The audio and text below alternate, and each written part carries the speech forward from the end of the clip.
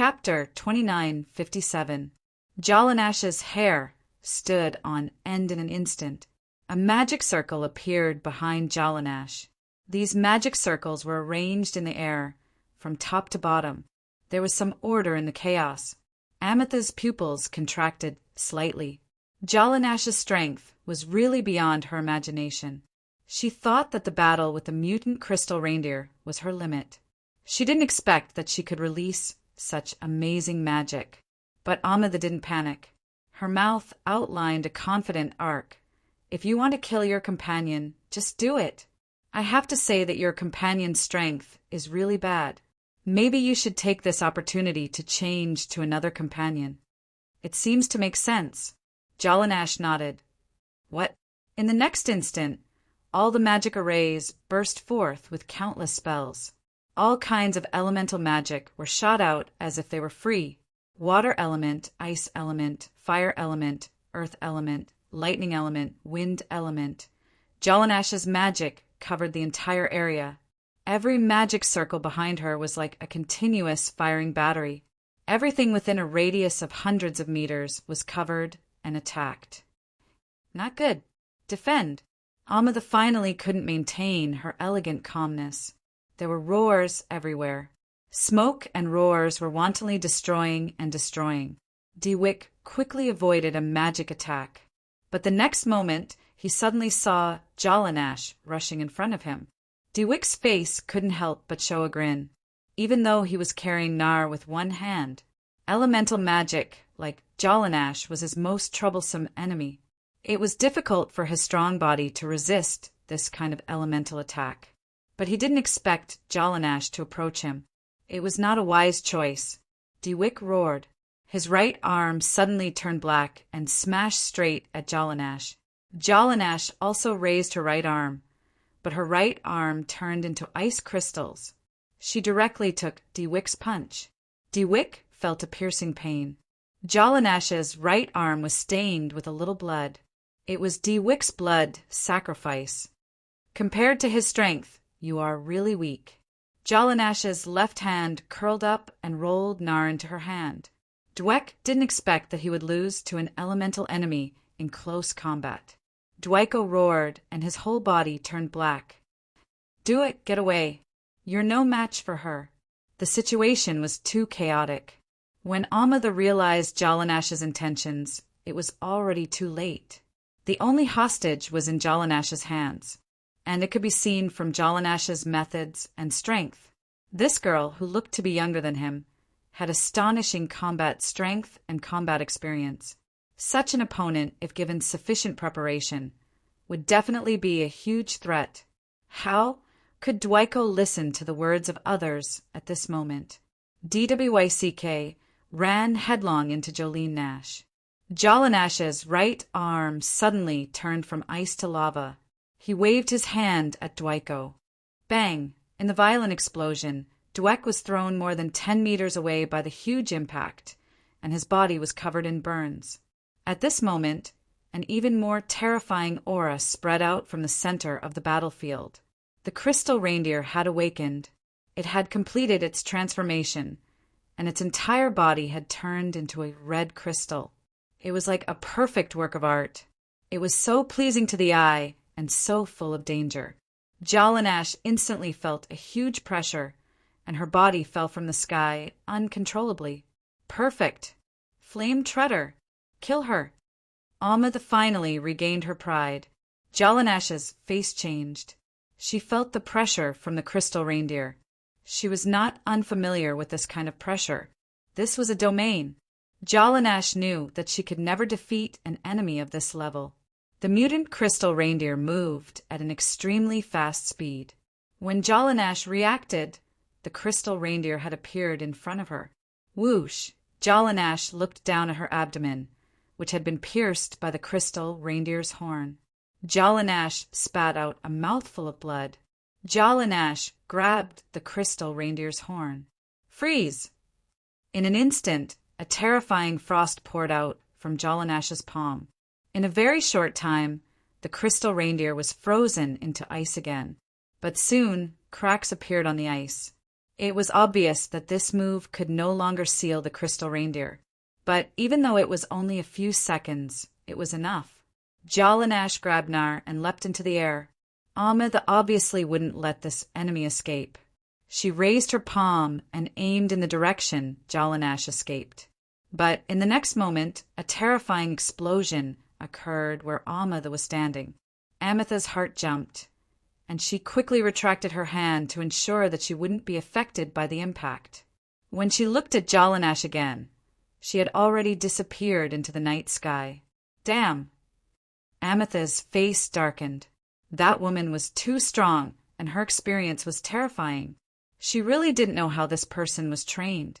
Even in such a short and dangerous situation, she could still analyze calmly and arrange a backup plan. She knew that she was the biggest threat, so before escaping, she had secretly placed a time bomb next to her. When she tried to stop her, she detonated this time bomb. Although she had the flame treader, that girl would still be a threat to her mission. "Graham, find out who that girl is," Amida said. Amida was already worried about Jalanash.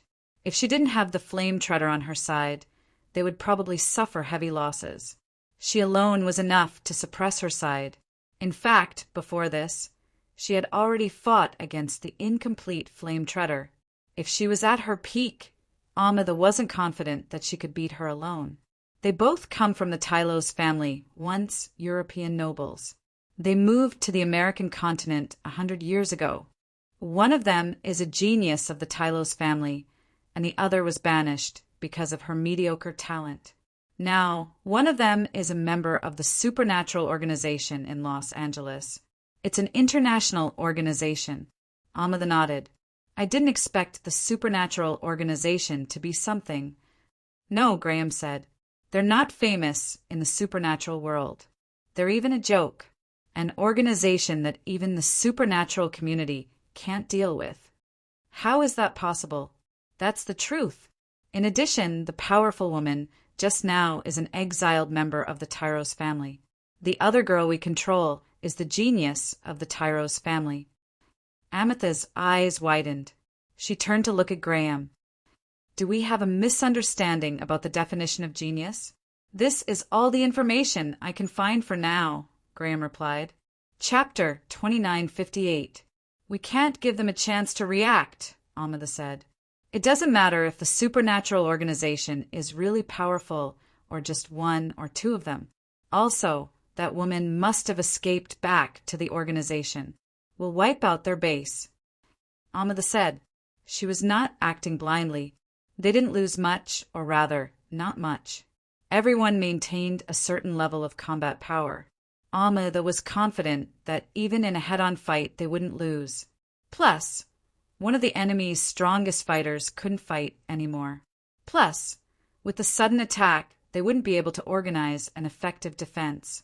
Help! In a daze, Aduz heard someone call for help. The next moment, he suddenly woke up and jumped up from his bed. Outside the metal door, an AR was supporting Jalanash, who was covered in blood. Shocked, Aduz hurriedly opened the door and helped an AR support Jalanash. What happened? Aduz asked. How did this happen? I don't know.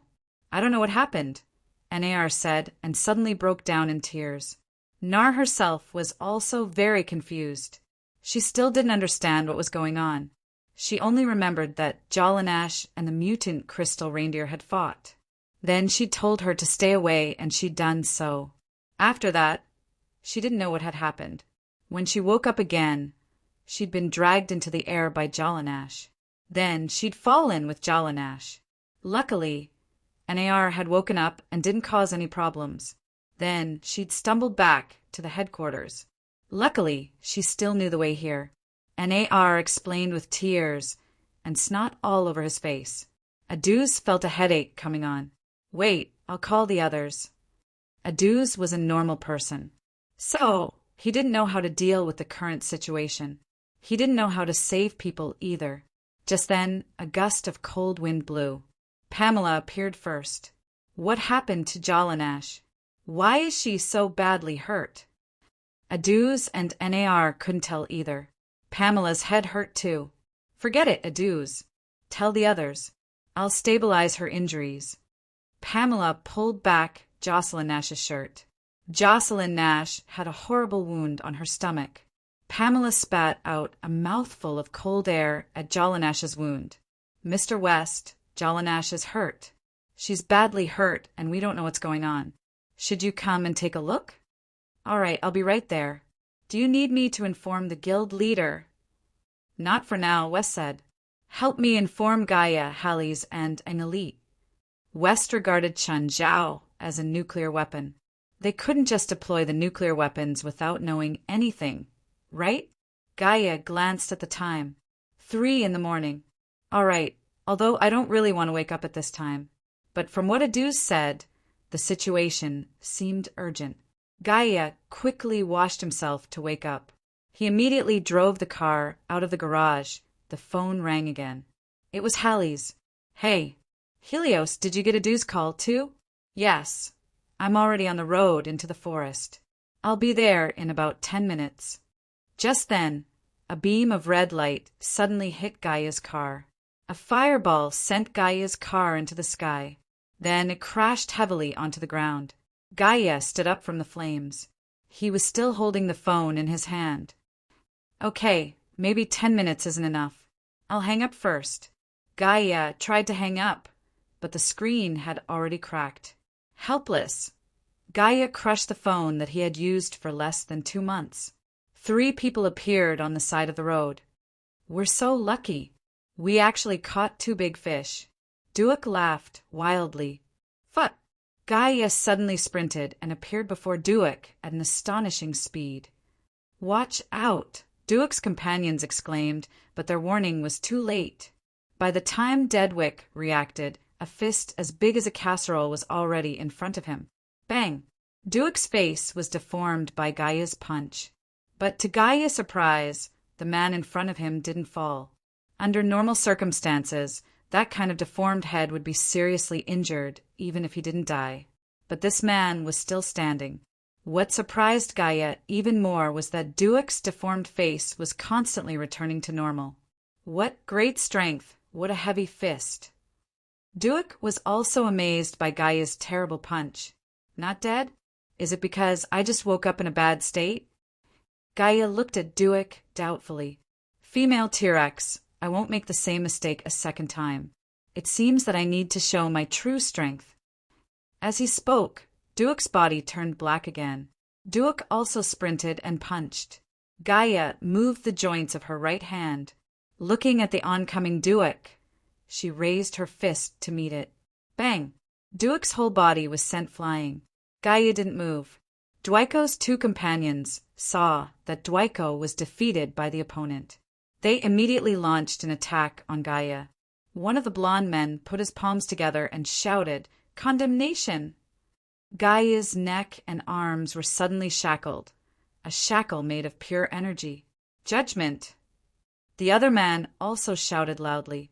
A beheading axe made of energy fell from the sky and landed directly on the back of Gaia's neck. In an instant, blood splattered everywhere. The blade of the beheading axe cut 1/2 inch into the back of Gaia's neck. The beheading axe also shattered. Gaia staggered 2 steps and touched the back of her neck. Her hand was covered in her own blood. The injury wasn't serious, but it made Gaia scared. If the opponent was just a little bit stronger, she would have been beheaded. Damn, even Judgment couldn't cut off his head. Gaia took out a dragon blood crystal and stuffed it directly into her mouth. The other people in the supernatural organization used the dragon blood crystal as a magic tool to restore magic. Gaia was different. She could eat it directly, so the effect was obviously several times better than the others. It even had an amazing effect on her injuries. Soon, Gaia felt the wound on the back of her neck begin to heal and stop bleeding. Let's go! The 3 saw that Gaia was recovering very quickly and knew that they couldn't handle it. Gaia still couldn't move her neck freely. She was afraid that she would lose her head after 2 steps. She could only watch the 3 disappear into the dense forest with hatred. Damn bastards! I'll skin you alive sooner or later. Who are you going to skin? Black Liz's voice came. When did you arrive? Black Liz. I just arrived and saw you let those 3 go. Why didn't you stop them? Chapter 29:59. I sensed a powerful aura in the forest. I'm worried that it's an ambush, Helei said calmly. Plus, even you, the top fighter of the supernatural organization, suffered a loss. I don't dare to take the risk. Those guys are very strange. Gaia laughed angrily. She believed Helei's first sentence. However, the latter sentence was obviously mocking him. On the surface, she was the top fighter. In fact, among the top 5, an elite Harrel, Jallanash, Norma, and himself. Apart from Jallanash, who was slightly weaker, none of the other 4 dared to say that they were stronger than each other. Plus, the 4 of them were good at different things. Therefore, unless they really fought to the death, it would be very difficult for the few of them to determine who was stronger. Then, the 2 arrived at the headquarters. An elite was already there. When he saw Gaia covered in blood, an elite was shocked. Gaia, what happened to you? I was attacked on the way, Gaia said angrily. Where's the enemy? He ran away. Gaia was even more annoyed. After a while, West's car arrived. Damn, I was attacked on the way, West said with a dark face. This is war. War. West was actually as strong as anyone in the organization, but he wasn't good at attacking. After knowing that Gaia had been attacked and was injured, West was suddenly not angry. At least he wasn't hurt and his car wasn't damaged. Thinking that Gaia's Hummer was ruined, West felt much better for no reason. At the thought of Gaia's Hummer being scrapped, West felt a lot better for some reason. After a while, Norma arrived as well. More accurately, she was attacked. But before the enemy attacked, she put them to sleep. However, before the other party could launch an attack, she put him to sleep first. Of the 5 captains, except for the seriously injured Jallanash, the other 4 were all there. West, do you know who they are? West shook his head. I'm afraid only Jallanash knows something, but she's unconscious. I came into contact with them and injured one of them. That person is an enhancer.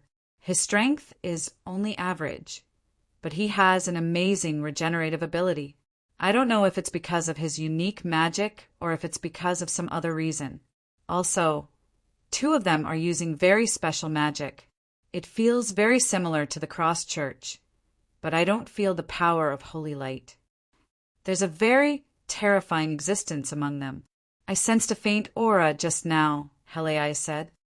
Really? Gaia asked in surprise. Harold looked at Gaia. Do you think I'm joking? All right.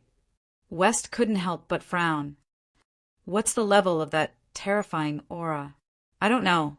It's possible that he has reached or is close to the level of Kong Mosa, who once besieged us. So strong? That's what I feel from the aura alone. As for the specifics, I can't say for sure. We'll have to fight to find out. Norma looked at everyone's solemn expression and said, If it's an enemy like this, can a few of us deal with it? Aren't we going to inform the others and the president? West pondered for a moment. Forget about the others. If it's an opponent of this level, it'll be very difficult for them to help. Also, the president, in the battle a year ago, when we faced Kong Mosa, we couldn't do anything. In the end, the president could only turn the tide alone. In this year, I feel that I've grown a lot. Helei said calmly, I want to see if I have the right to participate in this battle. Although Helei's tone was calm, there was an uncontrollable excitement in it. Although I don't really want to fight, I also want to test my growth, Norma said, changing from her weak personality. Before the battle, do you want to buy insurance? An elite asked, Didn't you already resign? Although I resigned, if you need me, I can contact my former colleagues. I can even take a commission. I was almost beheaded just now, Gaia said, gritting her teeth. I won't make the same mistake twice. Count me in. Pamela appeared like a ghost, along with her Banshee army. As soon as they appeared, the temperature in the conference room dropped to freezing point. No matter how high you are now, Remember that the president isn't here. No one will back us up, West said solemnly. Since they dared to attack us, it means that they are not to be underestimated, West said sternly. Don't think too highly of yourselves. Gaia is a good example. A few lads who are much weaker than her nearly beheaded her. West, can you not use me as an example? Gaia felt that the previous attack was likely to be a black mark on her life. Dedwick, Long said Davis, the three of you failed? Yes, we met a big woman. The first time Dedwick fought with her, he was forced out of his incarnation. Davis and I jointly released Judgment of Crime. She actually took our attack head-on and didn't die. Then she took a potion to quickly suppress her injuries. We could only retreat, Longsa said. How strong is the big woman compared to the previous elemental witch? It's hard to compare. That big woman probably didn't use her full strength. She probably can't compare to the elemental witch. Amada frowned. It seems that the supernatural organization is more unfathomable than expected. They can still escape unscathed from the three of you. At this moment, 3 more people came back. The 3 of them supported each other, and their expressions were quite bad. When they returned to Amada, the 3 of them knelt on the ground, exhausted. What happened to you? Did you also encounter a counterattack? Big Sister Amada, we saw a car coming. We were about to stop it, but for some reason we fell asleep. When we woke up, we felt as if we had gone through a huge battle. Our stamina, mana, and energy were all exhausted. Amada went forward to check on the 3. Their magic was indeed very overdrawn. This made her a little puzzled. What kind of magic did they use to make them like this without a sound? From the information they had so far, it could be seen that the information Groom had obtained was not accurate. Or rather, the difference was too great. With the strength that the supernatural organization had shown, how could they not even deal with a supernatural community? Unless the community was full of evil spirits above the calamity level, how could they not be able to deal with it? Chapter 2960. Amida started to doubt herself. Whether this operation was the right decision. This had never happened before. Amida was an extremely confident person. She never doubted any of her decisions or actions. Although her subordinates all claimed that Ametha's decision was very decisive. But once the action failed, being decisive would only become rash and impulsive. Damn, why would she have such a thought? So what if the other side had a few more elemental witches? She had a few trump cards in her hands. Any one of them was enough to turn the situation around. She was the genius of the Fellner family. A mere Los Angeles couldn't possibly stop him. Now, the new generation of the clan's leaders were constantly reporting the situation of the war to the clan. Most of the new leaders brought back good news. Amida felt that she was better than the new generation, since they could easily gain an advantage. There was no reason for her to be stopped by a small supernatural organization. Ametha's gaze suddenly focused into the darkness. Then she relaxed her brows. It seemed that she didn't have to worry about it anymore. The other side was here. The arrow was knocked on the bow. For both sides there was no way out. West, Gaia, Helis, an elite, Norma, and the Banshee army led by Pamela. There weren't many of them, but their aura was shocking. In an instant, the new generation of the Fellner family, led by Amida, were like frightened birds. They had never really interacted with the spiritualists from the outside world. Other than Amida, most of them were just noobs with abilities. Silence! Amida scolded with a frown. She had to admit that compared to the supernatural organization's imposing formation, their side was indeed a bit messy and uncoordinated. But Amida wasn't worried. She had her trump cards, and the new generation she led didn't lack strength. They just lacked experience. Perhaps this battle could transform them. Remember what you learned in the family. Those things can help you survive and defeat the enemy. West walked out slowly.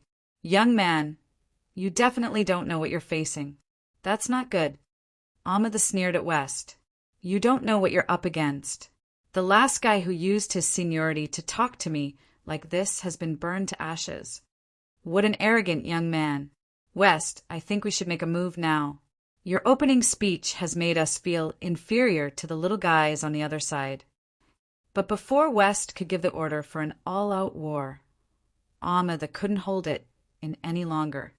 Kill them. These were the new generation of Felix. When they heard Ametha's extremely arrogant words, their blood was already boiling. At this moment, they could not hold back their soaring fighting spirit.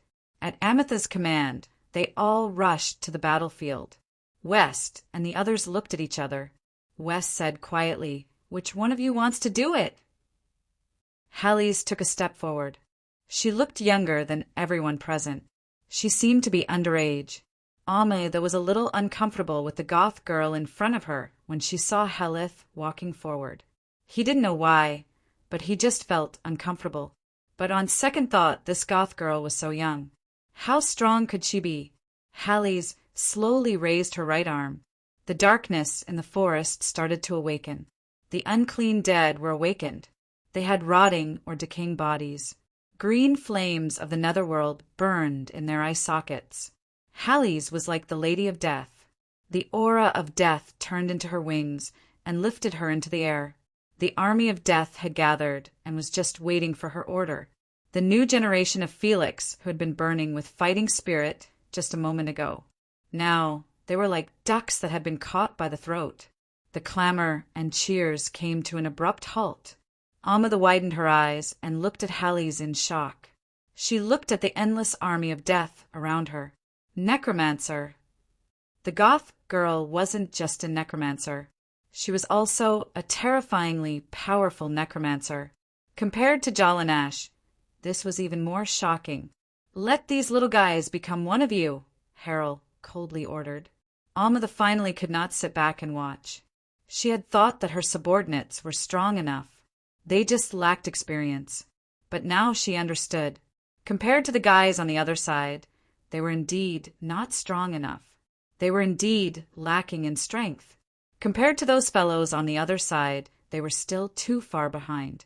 The new generation struggled to resist the army of death. The first wave of skeleton soldiers didn't pose much of a threat to them, but it still gave them a lot of trouble.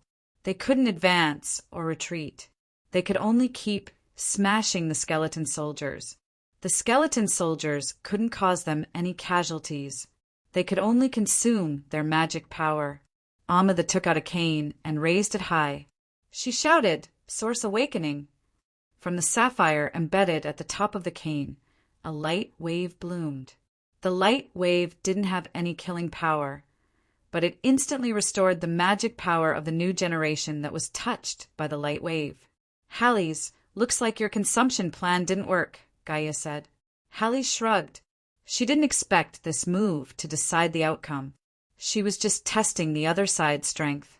In the past, this Death Kingdom could be considered her ultimate move. Now it was basically a second-line move. Gaia took a step forward. Amada noticed Gaia's action immediately. She remembered that DWYCK and the other two talked about the big woman they met. It should be this woman. How would she attack? She should be an enhancer, right? Gaia suddenly launched a charge. Sure enough, it was an enhancer. But Gaia's body suddenly changed halfway. Roar! A loud dragon roar resounded through the forest. Ametha's pupils suddenly shrank. Dragon! A giant dragon! Although it looked like a young dragon. But it was enough to make people's scalp tingle. DWYCK, Longset, and Davis were busy dealing with the skeleton soldiers around them at the moment. When they saw Gaia transform into a giant dragon, they almost peed their pants. They actually went to snipe a giant dragon. Furthermore, he had almost beheaded the dragon. If they had succeeded in the end, it would have been enough for them to brag about for the rest of their lives. But now they were only glad that they ran fast just now. Otherwise, they would never be able to leave. After Gaia transformed into a giant dragon, she rushed directly towards Davis. Obviously, Davis had almost beheaded her just now. Gaia couldn't take this matter to heart. Amada was completely speechless. What was going on with them? Why were there so many top combatants? This was North America, the weakest region in the supernatural world. Chapter 2961.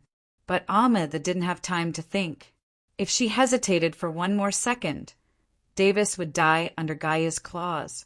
Pointing her wand at Gaia, a purple light burst out. Gaia seemed to sense the threat. It immediately turned its head and spat out a dragon breath. The breath collided with the purple light. In an instant, it was as if the stars had shattered. Everyone lost their vision in an instant.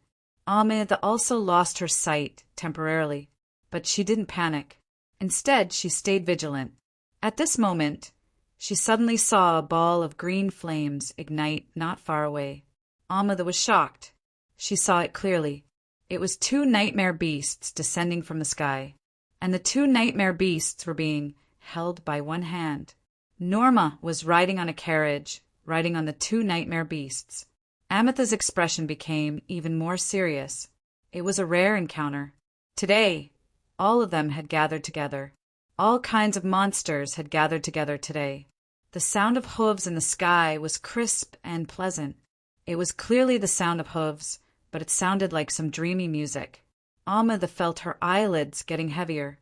Not only her, but the younger generation of the Felix family was the same. They all started to feel sleepy and tired. Suddenly, Ametha felt a surge of power in her hand. Ametha woke up in an instant. How could she lose so much magic power? Even the wand in her hand transferred magic power to her. If she wasn't holding the wand of origin, she probably wouldn't even realize that her magic power was gone. Fear rose in Ametha's heart.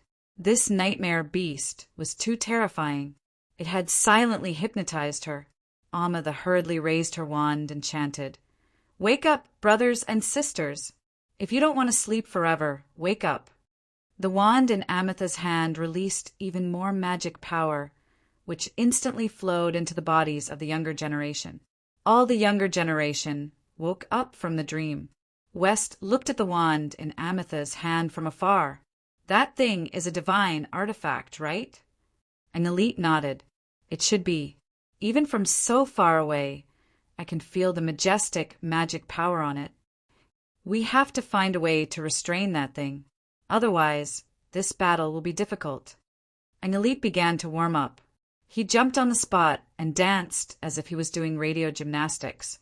Ahmed had actually been paying attention to An Elite. An Elite hadn't made a move yet, but since he could stand with the other top forces, his strength shouldn't be underestimated. Suddenly Ahmed noticed that An Elite had disappeared. That person made a move? Where is he? Ametha's eyes swept across the battlefield. No, he's not there either. Where is he hiding? In the next instant, Ametha suddenly felt her hands empty. The wand of origin? English had returned to West's side. He had already stolen the wand of origin. How do you use this? Can you use it? An elite tossed the wand of origin to West. West fiddled with it for a while and shook his head. I can't use it.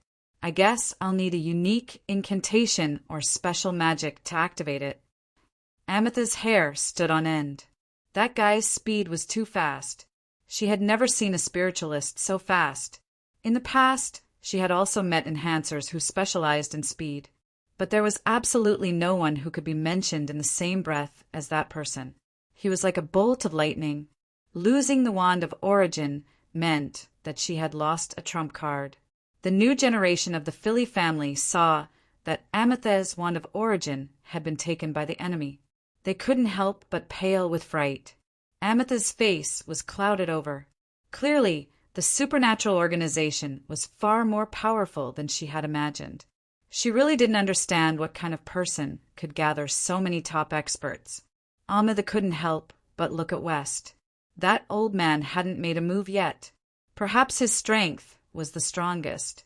In other words, he was also waiting for an opportunity. Ametha didn't panic. Although the enemy had taken the wand of origin, he didn't know how to use it. And her trump card wasn't just the wand of origin. Ametha took out 3 gems. The first one was red. Ametha flicked her finger. The moment the red gem landed on the ground, The surrounding air instantly became scorching hot. Flame Treader. Wrapped in flames, it charged over. At the same time, it had a powerful domain. The appearance of the Flame Treader caused the expressions of everyone in the supernatural organization to change.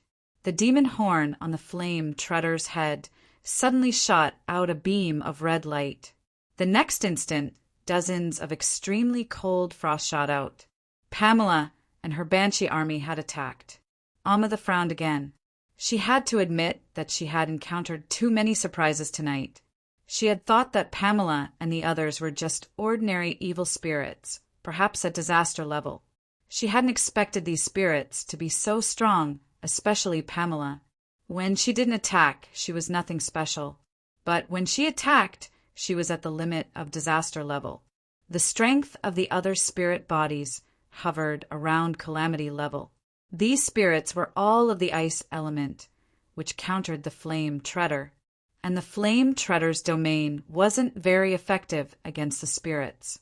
The scorching flames and extreme frost collided. For now, there was no clear winner. Ametha's expression grew darker and darker. The second blue gem landed on the ground. Whoosh!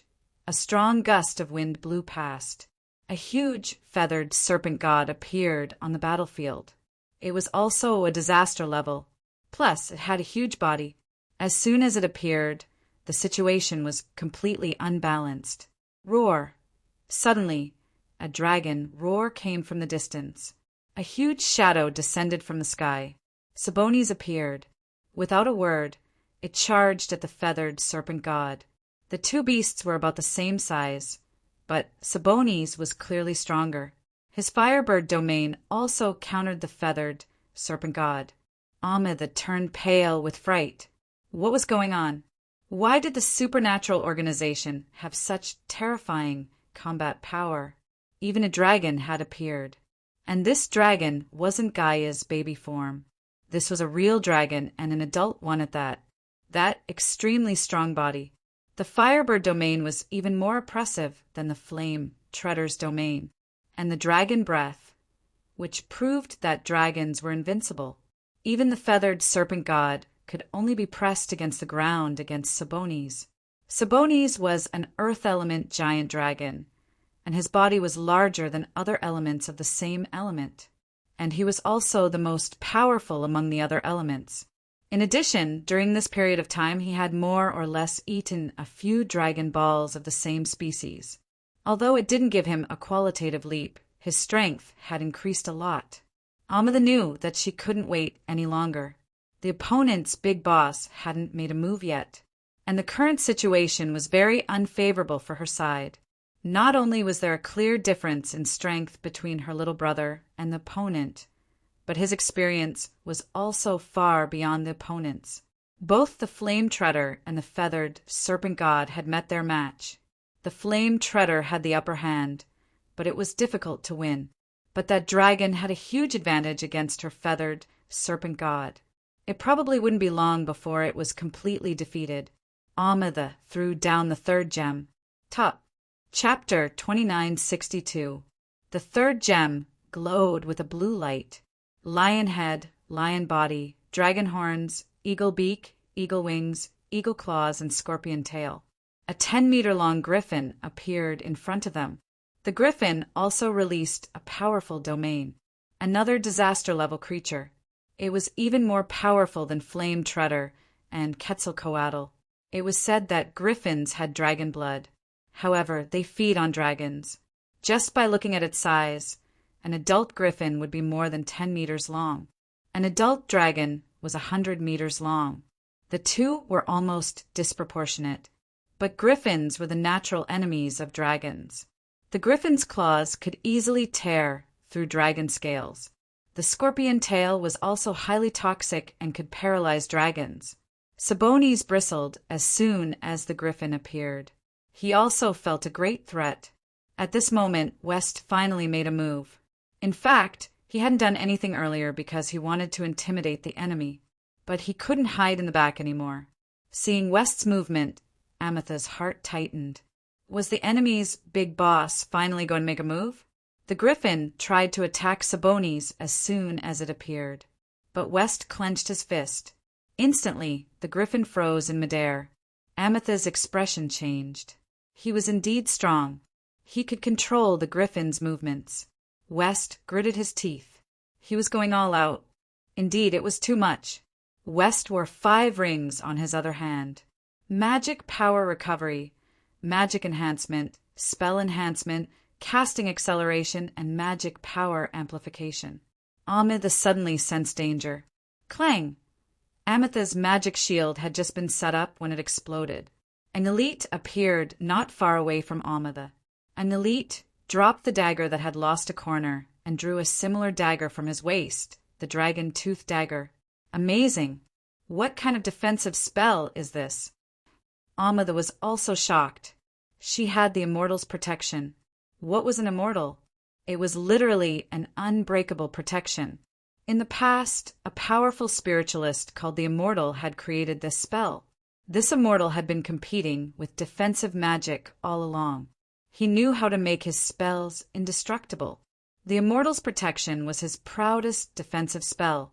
Of course, it was not that the Immortal's protection could not be destroyed, but it needed to be more than 10 times stronger than the spell caster to shatter it.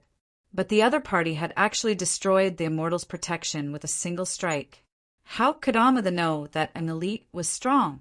But what really worked was the dragon-tooth dagger in Angelite's hand. However, the dragon-tooth dagger was also damaged. But an elite didn't feel bad about it at all. They had plenty of dragon fangs. On the other side, West was under the most pressure. Although the griffin was temporarily restrained, it was not a problem. However, the difference in strength between West and Griffin was huge.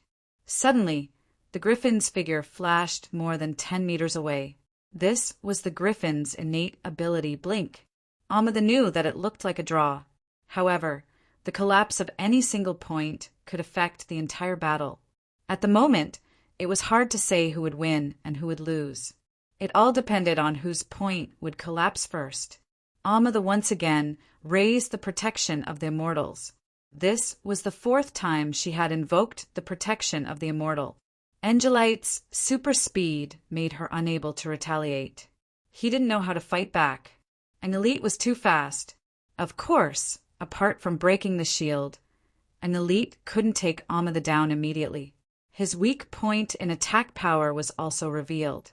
Amethyst was more dangerous than he thought. An elite wasn't in a hurry. He started strolling around Amethyst. Amethyst also felt the danger an elite was in.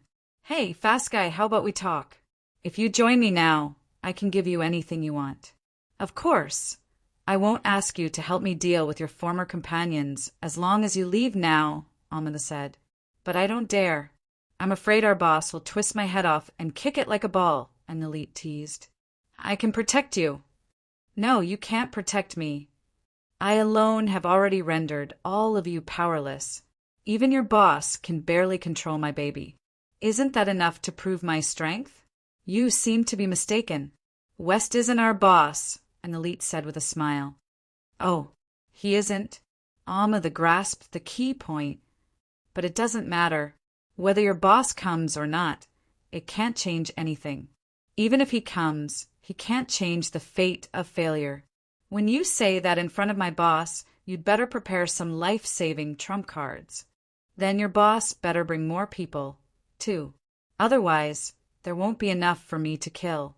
Amethyst suddenly took out 3 different colored gems. Angelite's pupils constricted. The 3 gems Amethyst had thrown out earlier had summoned Flame Treader, Serpent God, and Griffin. The situation was barely balanced now. If Amethyst summoned 3 magical beasts of the same level, she wouldn't fight anymore. Then stop fighting and just raise your hands to surrender. He had to admit that Amethyst was powerful. She was basically one of the top fighters in the supernatural organization. Even the equipment that she carried with her was extraordinary. Basically, they were either relic or close to it. Although Ruan Faxben said that the magic tools and equipment he made were all at the level of relic. But the reality was that compared to real relic, the difference wasn't just a little bit. Amada pondered for a moment and did not throw the 3 gems out. Instead, she put them back. Why aren't you summoning the 3 magical beasts? Is there not enough magic power? An elite heaved a sigh of relief. After all, if Amada really summoned 3 disaster-level magical beasts, there would really be no way to fight. No, I have a better idea. Amada put away the 3 gems, but took out a bracelet and put it on her right wrist. An elite immediately became vigilant. A smile appeared on Amethyst's face. "Griffin, come!" Suddenly, the griffin under West's control disappeared. What's going on? Wester relaxed and looked around. Where's the griffin? In an instant, Amethyst's body emitted the aura of a griffin. Amethyst's figure flashed and appeared 100 meters away. Oh no! An elite saw it. The bracelet that Amada had just put on could borrow the power of demons. However, what puzzled an elite was that Amada wasn't going to help her men. Her movements were a little unfathomable. Wait, that direction was their headquarters. An elite, go after her. West reacted first. Amada was heading for their headquarters. Chapter 2963.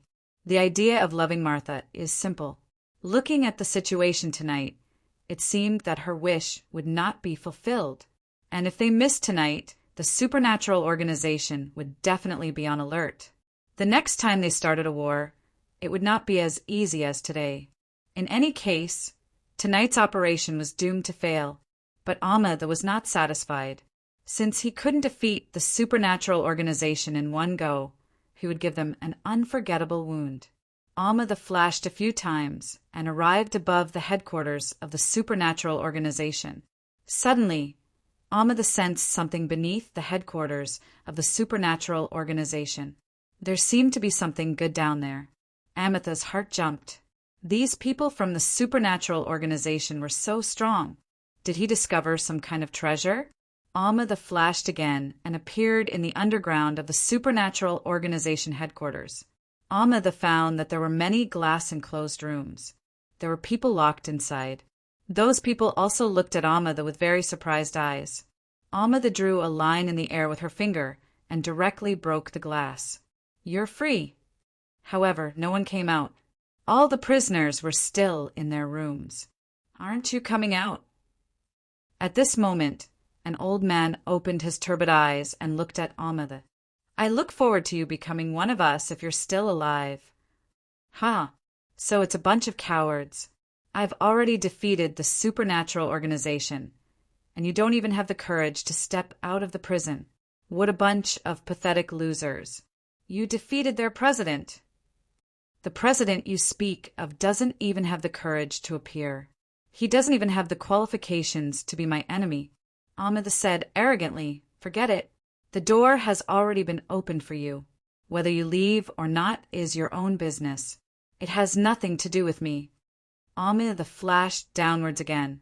She could sense that there was an immense amount of magic down there.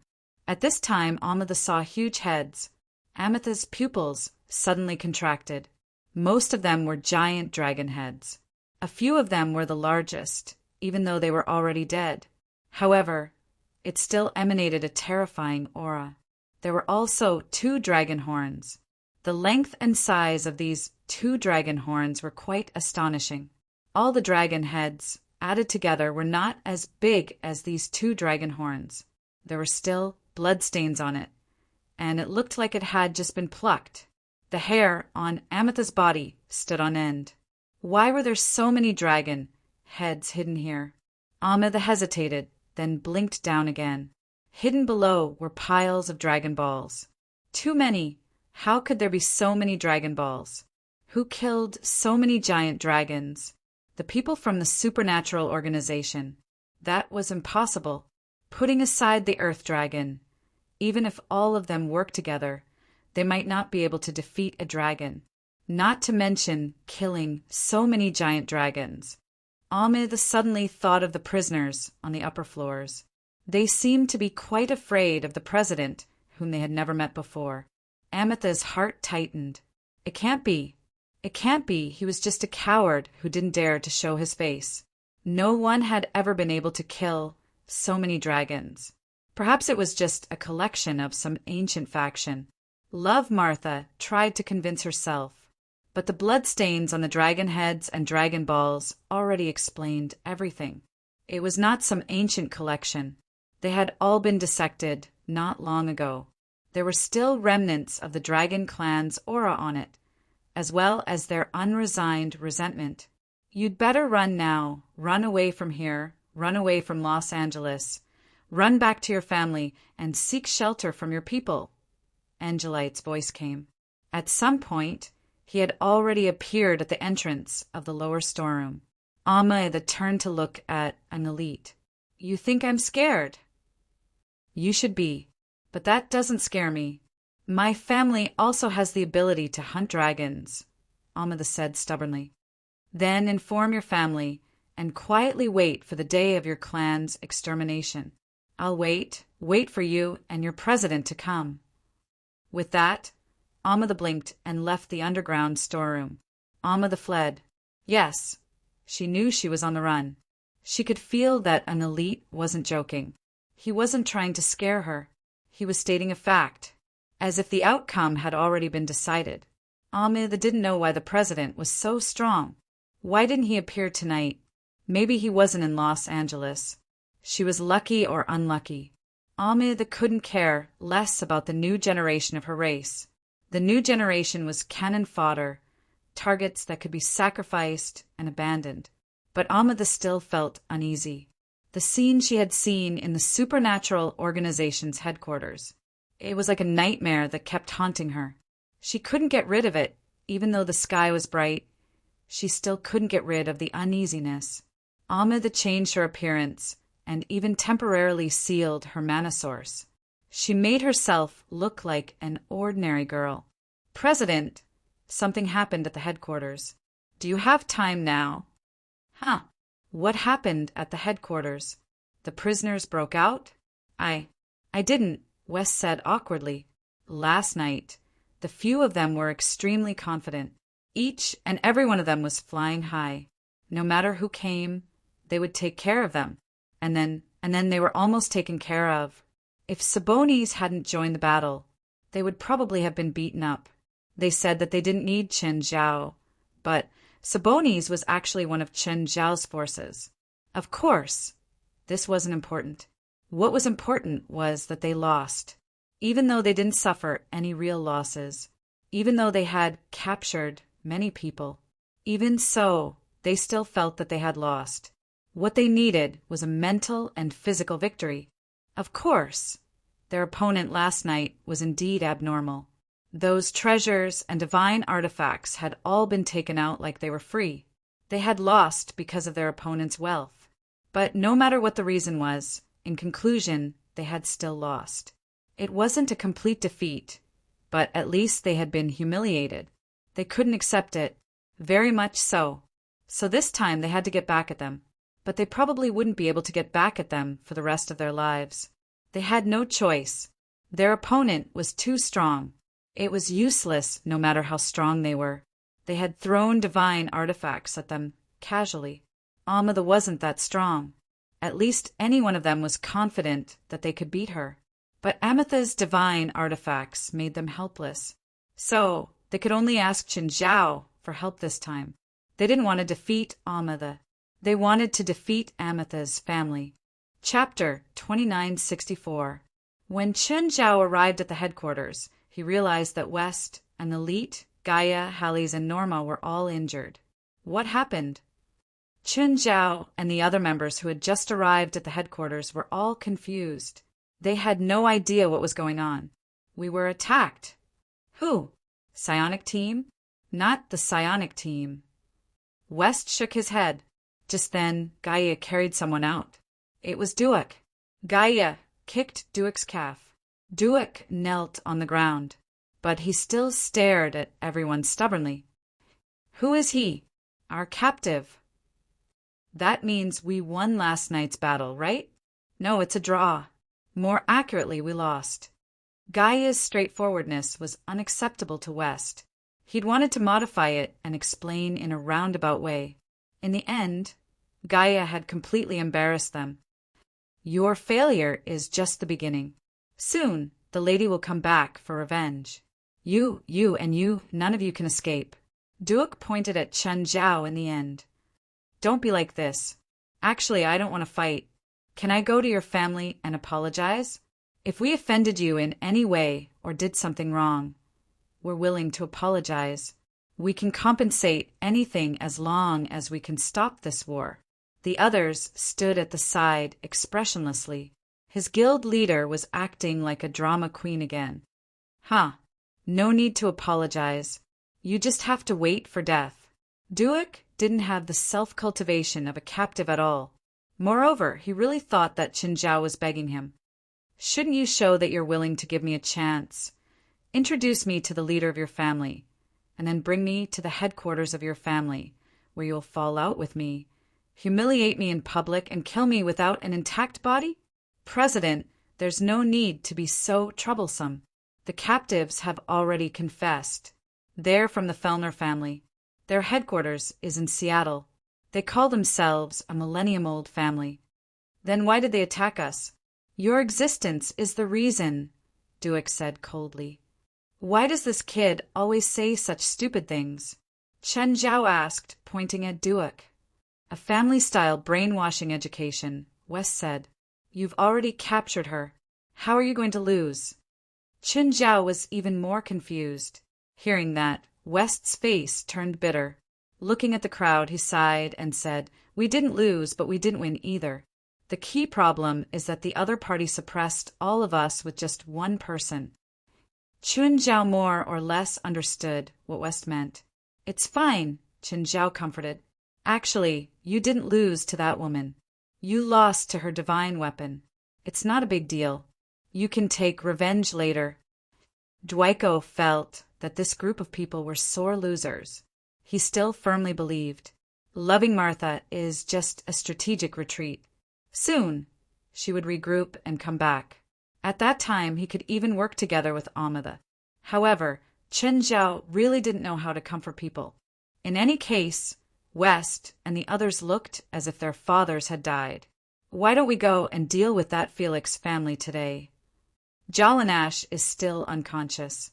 I'm sure she wants us to wait for her. Jolene, is Nash badly hurt? Very. Take me to see her. Nar stayed by Jolanash's side the whole time. He had been worried for the entire night.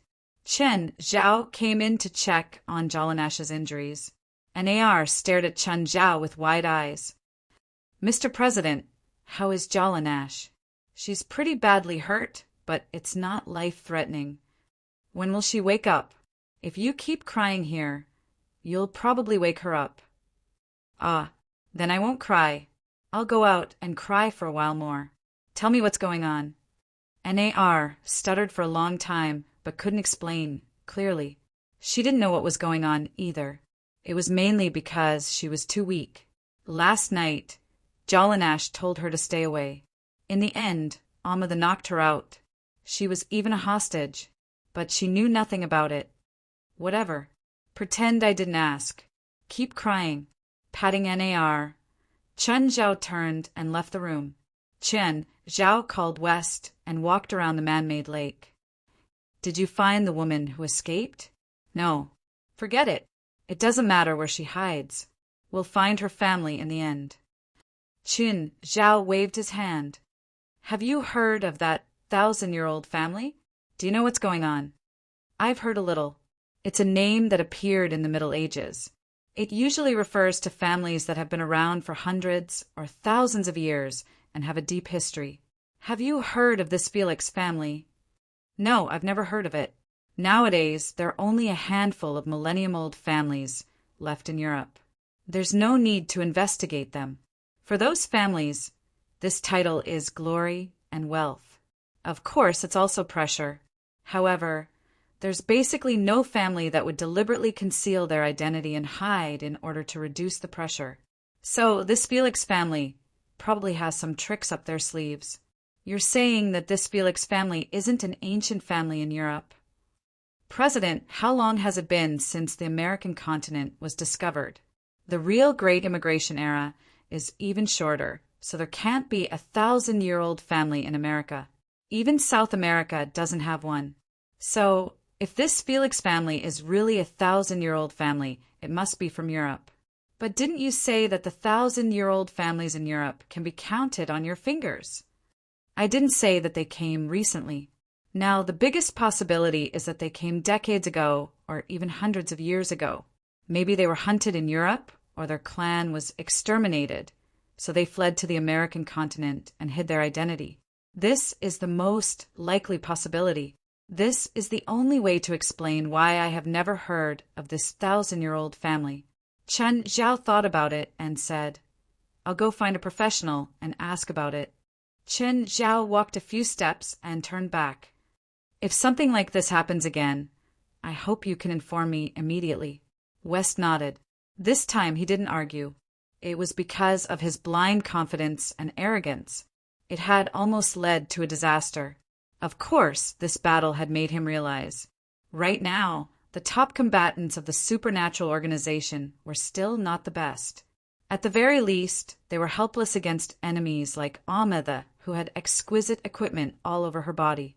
Chapter 2965. Mary, can I ask you something? Do you know about the Felix family? Chen Zhao called 23rd Blood Mary. Felix family? Where did you hear about this old family? Not long ago, a group of people calling themselves the Felix family attacked the supernatural organization. At the time, my subordinates thought that they could solve the problem, so they didn't inform me. In the end, there were some losses. I don't know if you're unlucky or if they're unlucky. They tried to take control of a country and use it to conquer all of Europe. As you can imagine, they violated a taboo and were defeated by the Allied forces, led by my great-grandmother. In the following few years, they completely disappeared from the European continent. I didn't expect them to hide in the American continent. Maybe it's because of the spiritual energy tide. They probably want to take control of the North American spiritual world and then attack the European continent or take revenge on their past enemies. So, if I kill them, there won't be any negative effects, right? The Felix family is very strong. You want to remind me to be careful? No, I want to tell you that they're very strong. I don't understand. 300 years ago, before they were defeated, they once swept through more than a dozen countries in Europe. Through robbery and theft, they plundered a large amount of magical materials and magical tools. The Blood Mary family is also a 1,000-year-old family, but compared to the Felix family, we are as poor as beggars. Chen Zhao took out a cigarette. I have plenty of people. Chen Zhao finally understood the 23rd Blood Mary's intentions. She wanted a piece of the pie, but the meat was delivered to him. It was meat in his bowl. Why should he share it? I reckon that a large number of the members of the Fellner family are currently scattered outside. If my guess is correct, I reckon that those scattered members are carrying some important magic tools. Even if you go to their headquarters, you'll at most kill them to vent your anger. As for how many items you'll be able to obtain, I'm afraid it'll be a disappointing number. Chen Zhao narrowed his eyes. What do you have? It's very simple. As long as I spread the news that the Scarlet Church is going to wipe out the Felix family, I believe they will immediately become nervous. They will definitely recall their clansmen who are out and prepare for war with the Scarlet Church. 10% at most. You don't even have to do anything. It's free for you. How's that? Am I generous enough? Although the 23rd generation blood, Mary's body had turned into that of a baby, it didn't mean that her mind had degenerated. I want 50%. Forget it. It's the same if I go to Old Zhang or Zhang Tianyi.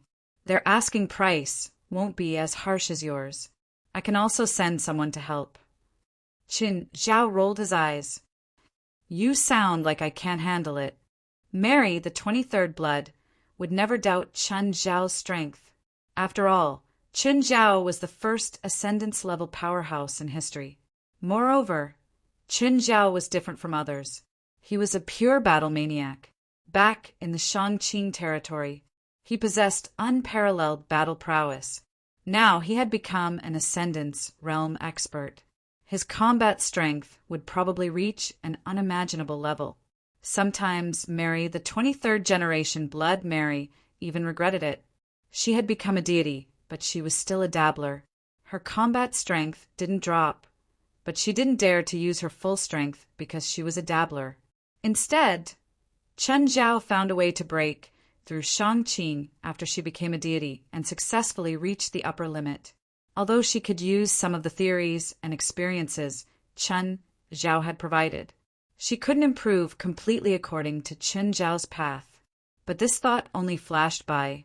Mary, the 23rd generation Blood Mary, had thought about the decision to become a deity carefully. No matter how bad it was, it could at least extend her life. But if she didn't become a deity, she definitely wouldn't have the chance to reach Ascendant's realm according to Chen Zhao's method. In this situation, the choice wasn't so difficult. The Felix family might still have some power. However, it was impossible for him to preserve his peak strength. So, the result of fighting Chen Zhao was obvious. Even the Felix family at their peak. They probably couldn't fight against someone of another level even if they gathered all their power.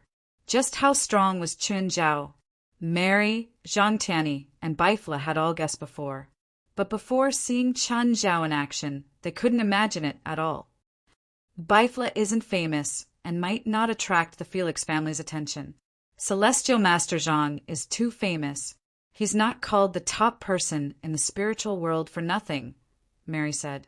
The 23rd generation Blood Mary said, if Zhang Tianyi was allowed to spread the news, I reckon that the Fae or family wouldn't gather their forces to fight back immediately.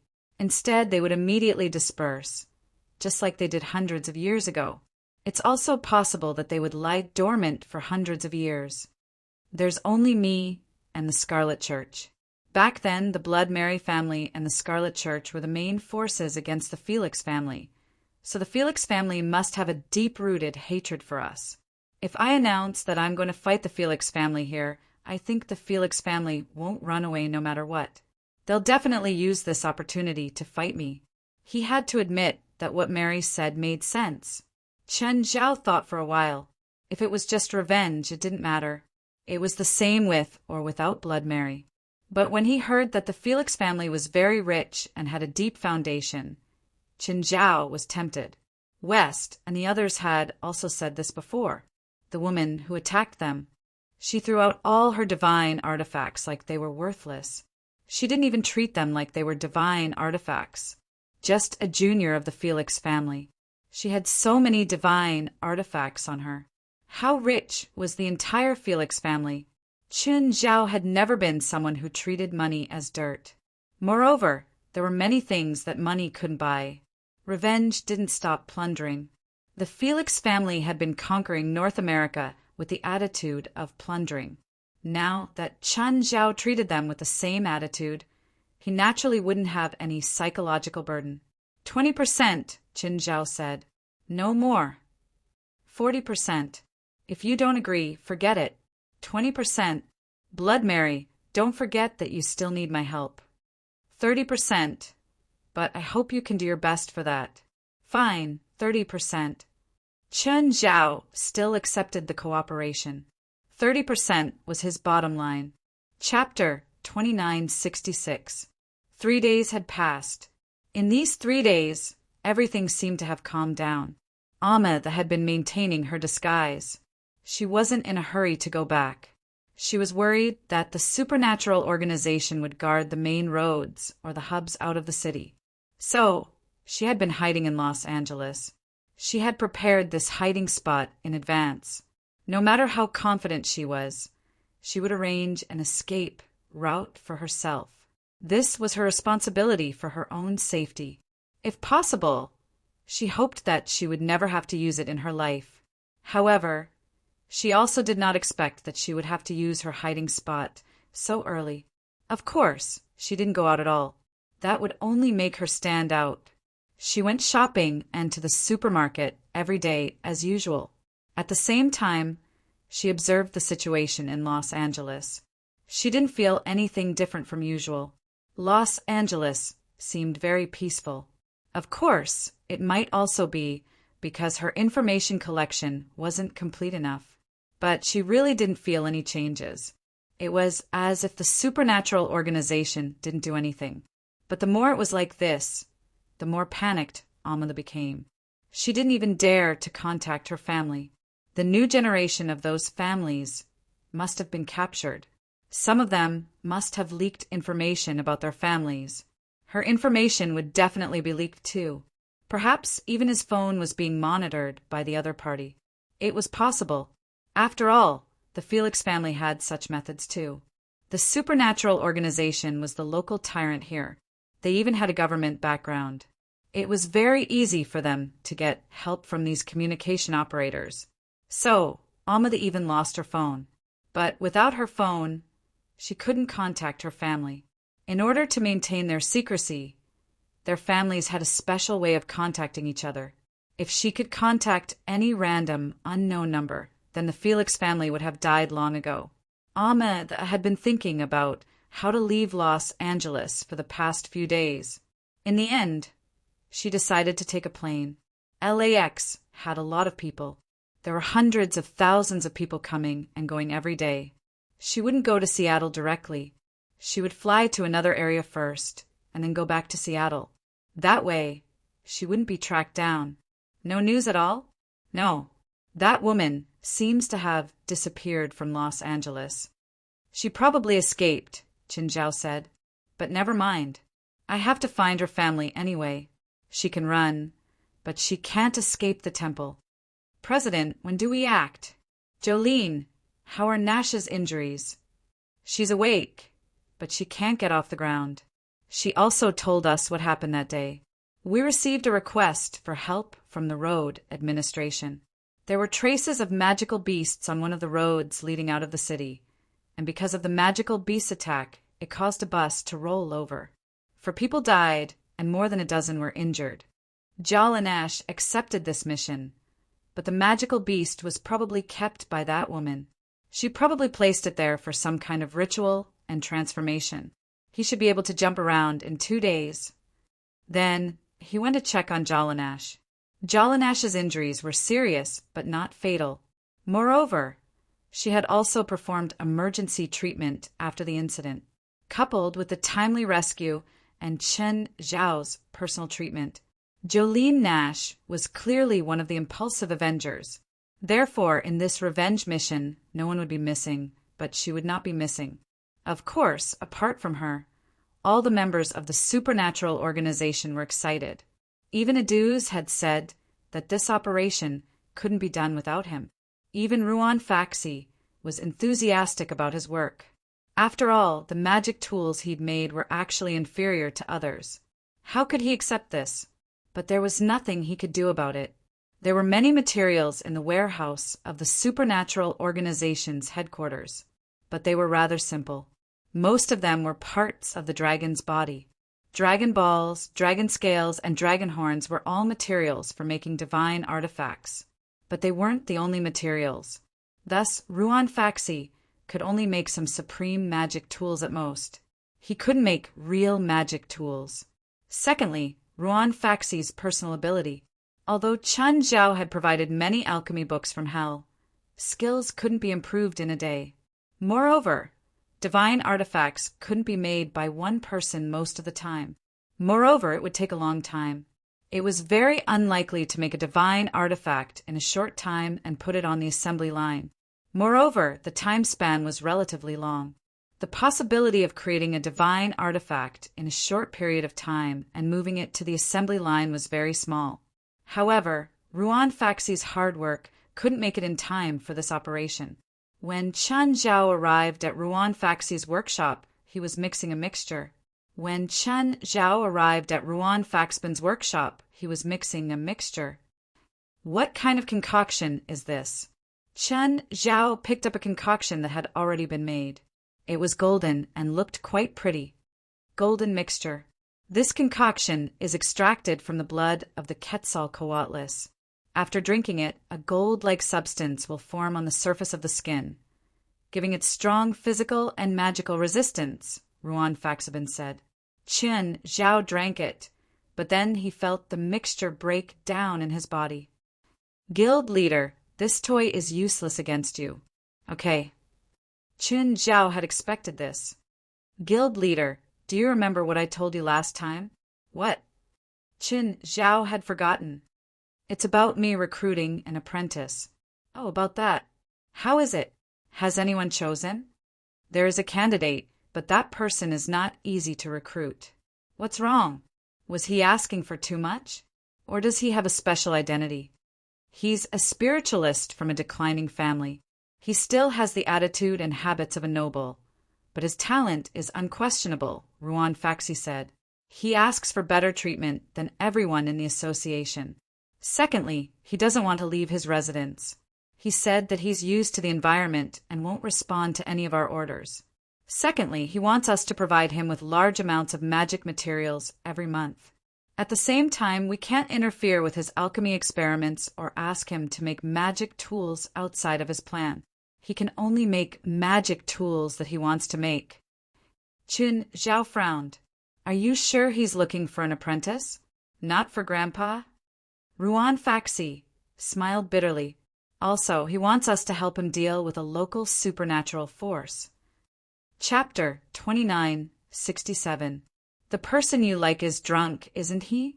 If Chen Zhao hadn't made so many requests, he would have made the request after Chen Zhao joined the supernatural organization. Then they would definitely agree.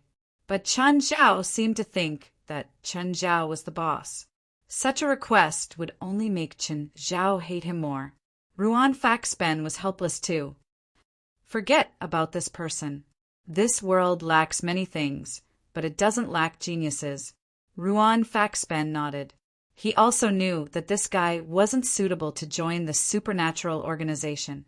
Or rather, even if he was suitable, no one would agree to his request. Chen Zhao glanced at Ruan Faxben's workshop. What potions are these? Ruan Faxben explained everything one by one. He was speechless at the president. Chen Zhao dared to stuff all the good and bad things into his mouth. His suggestions were also very unreliable. Can you add some strawberry flavor? President, I'm quite busy right now. Oh, go ahead. I won't disturb you. Ruan Faxben risked being beaten by Chen Zhao. President, you'll disturb me if you stay here. Fine. I'll leave. Chen Zhao walked out of Ruan Faxben's workshop. His phone rang. It was Bader. Mr. Chen, can we meet? Do we still need to meet? Mr. Chen, I'm sincere. I won't lose anything if we meet, right? Fine. Where do we meet?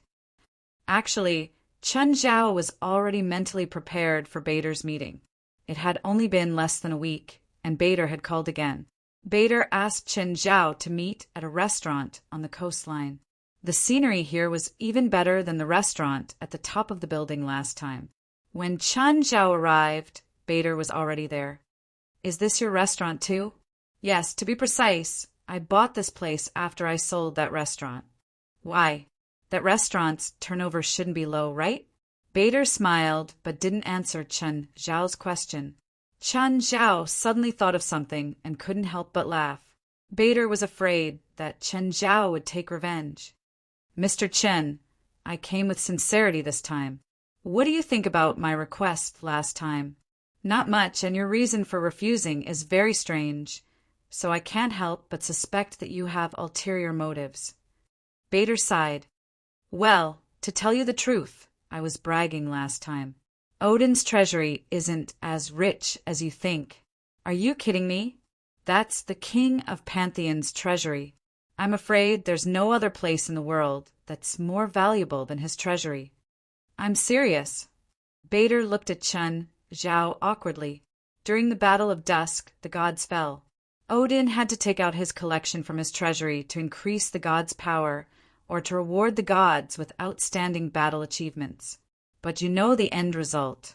The gods still failed in the end and the eternal night descended. Now, there's less than 10% of the treasures left in Odin's treasury. If you bring your companions, even if you win in the end, there won't be enough to split.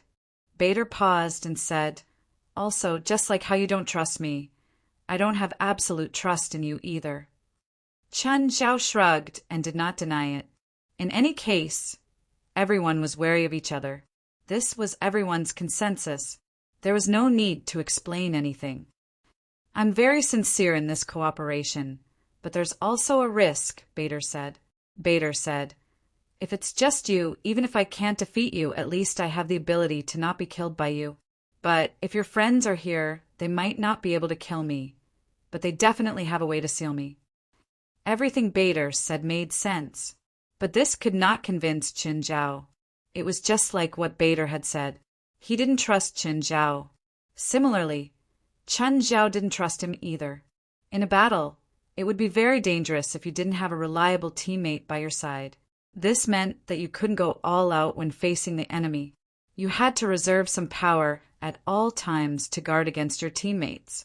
Moreover, Bader wasn't asking him to deal with just any random person. He was the king of gods in Norse mythology. According to Bader, the king of gods was only left with a remnant soul. But whoever dared to underestimate the king of gods would die a horrible death. How about this? Bader said, I can promise you that I'll give you 5 chances to choose the spoils after this is done. Chen Zhao still shook his head. He didn't care what Bader promised. No matter what Bader promised, he couldn't change his mind. Seeing that Chen Zhao was still unmoved, Bader began to panic. I can give you a treasure in advance, Bader said. At the same time, he took out a bottle of medicine. What's this? Blood of gods. It can make a baby god evolve into a mature one. I think your friend really needs this, right? Chen Zhao didn't comment. He still didn't accept or reject. Bader sighed and gave in again. I can give you a spot. You can bring along a friend you can trust. Bader, if there's nothing else, I'm leaving, Chen Zhao said, standing up. Wait. Bader stopped Chen Zhao again. Is there anything else? God of Light. 2, Bader said with a dark expression. Bring 2 people, whether to help you fight or to guard against me. It should be enough. No, 3, Chen Zhao said firmly. And I want 10 chances to choose the spoils. You're asking too much. You know that there are only a dozen treasures left in the treasury, but now you want more than half. You're too greedy. I'm very curious. Is it Odin's treasury that you want? Or Asgard? If you want Odin's treasury, I'm afraid I'm not a good partner. Just like you said, I'm just that greedy. If you want Asgard, you should be prepared to pay the price instead of bargaining with me here. Bader's expression was one of indecision. Chen Zhao drank his wine unhurriedly. It wasn't because he didn't want anything. It was because Bader had made his decision long ago. If he wanted to reject, he would have done so already. He wouldn't be hesitating here. Chen Zhao still didn't trust Bader. This included his every move, every look, every action, and even his current hesitation. Finally, Bader sighed and raised his head to look at Chen Zhao. Fine, I hope you and your companion can keep our agreement. I don't want to fight you. Believe me, I might not be able to beat you, but I can definitely create a disaster. You definitely don't want me to do that. Chapter 2968. That's basically what he said. After separating from Bader, Chen Zhao went to find Zhang Tianyi, Baifla, and 23rd Blood Mary. He told the 3 of them about his conversation with Bader and asked them to help him analyze it. Let's make a hypothesis, Baifla said first. Let's say that Bader has evil intentions. Of course, it's very likely. Everyone nodded and waited for Baifla to continue. Let's say that his target was Chen Zhao from the start. No matter what, it's him, Baifla said, pointing at Chen Zhao. Chen Zhao rubbed his nose. I don't think so. Apart from beating him up, I didn't do anything else. Baifla continued. Destroying Odin's soul and obtaining Asgard might be real, or it might just be a pretense. Perhaps he hopes that both of you will be injured, so that he can reap the benefits. But the possibility of this is very small. Why is it small? Chen Zhao retorted. I think it's more likely. Baifla shook his head. If destroying Odin's soul is his main goal, he won't reject us because our participation will greatly increase the success rate. On the other hand, if he rejects us, the success rate will decrease. So, Bader's goal isn't to destroy Odin's soul and obtain ownership of Asgard. Chen Zhao finally understood Bifla's logic. So, it's most likely that he's targeting you. Is this guy really that narrow-minded? Chen Zhao was confused. It's fine if he's petty, but he's taking a huge risk. Do you think it's possible for him to take such a risk to take revenge on me? He might have some secret weapon to deal with you. Of course, as a person who values benefits, if it's just your past grudges, there's really no need for him to deliberately deal with you, unless there's some benefit in dealing with you. Everyone looked at Qin Zhao. Bifla continued, think about it carefully. What exactly do you have that he wants? Or what did you take from him unintentionally? Qin Zhao didn't understand, and the others were even more confused. He rejected us in the beginning, but now he accepts our participation. Why is that? Does he have a way to deal with all four of us at once? Chen Zhao felt that only an idiot would deal with all four of them at once. Even Qin Zhao's head would explode if he had to deal with two of them. Not to mention the four of them. Bader was not at this level. With his intelligence, it was impossible for him to make such a stupid decision. He doesn't have to deal with all four of us at the same time. Bifla said if he had a helper, he could have stalled the three of us first, and then he would have used his secret weapon to finish you off in the shortest time possible. Do I look that easy? Chen Zhao asked helplessly. The seal can be considered a weakness, Bifla said. If that's the case, there's no need to worry too much. With Chen Zhao's current strength, it's almost impossible for him to be sealed for a long time.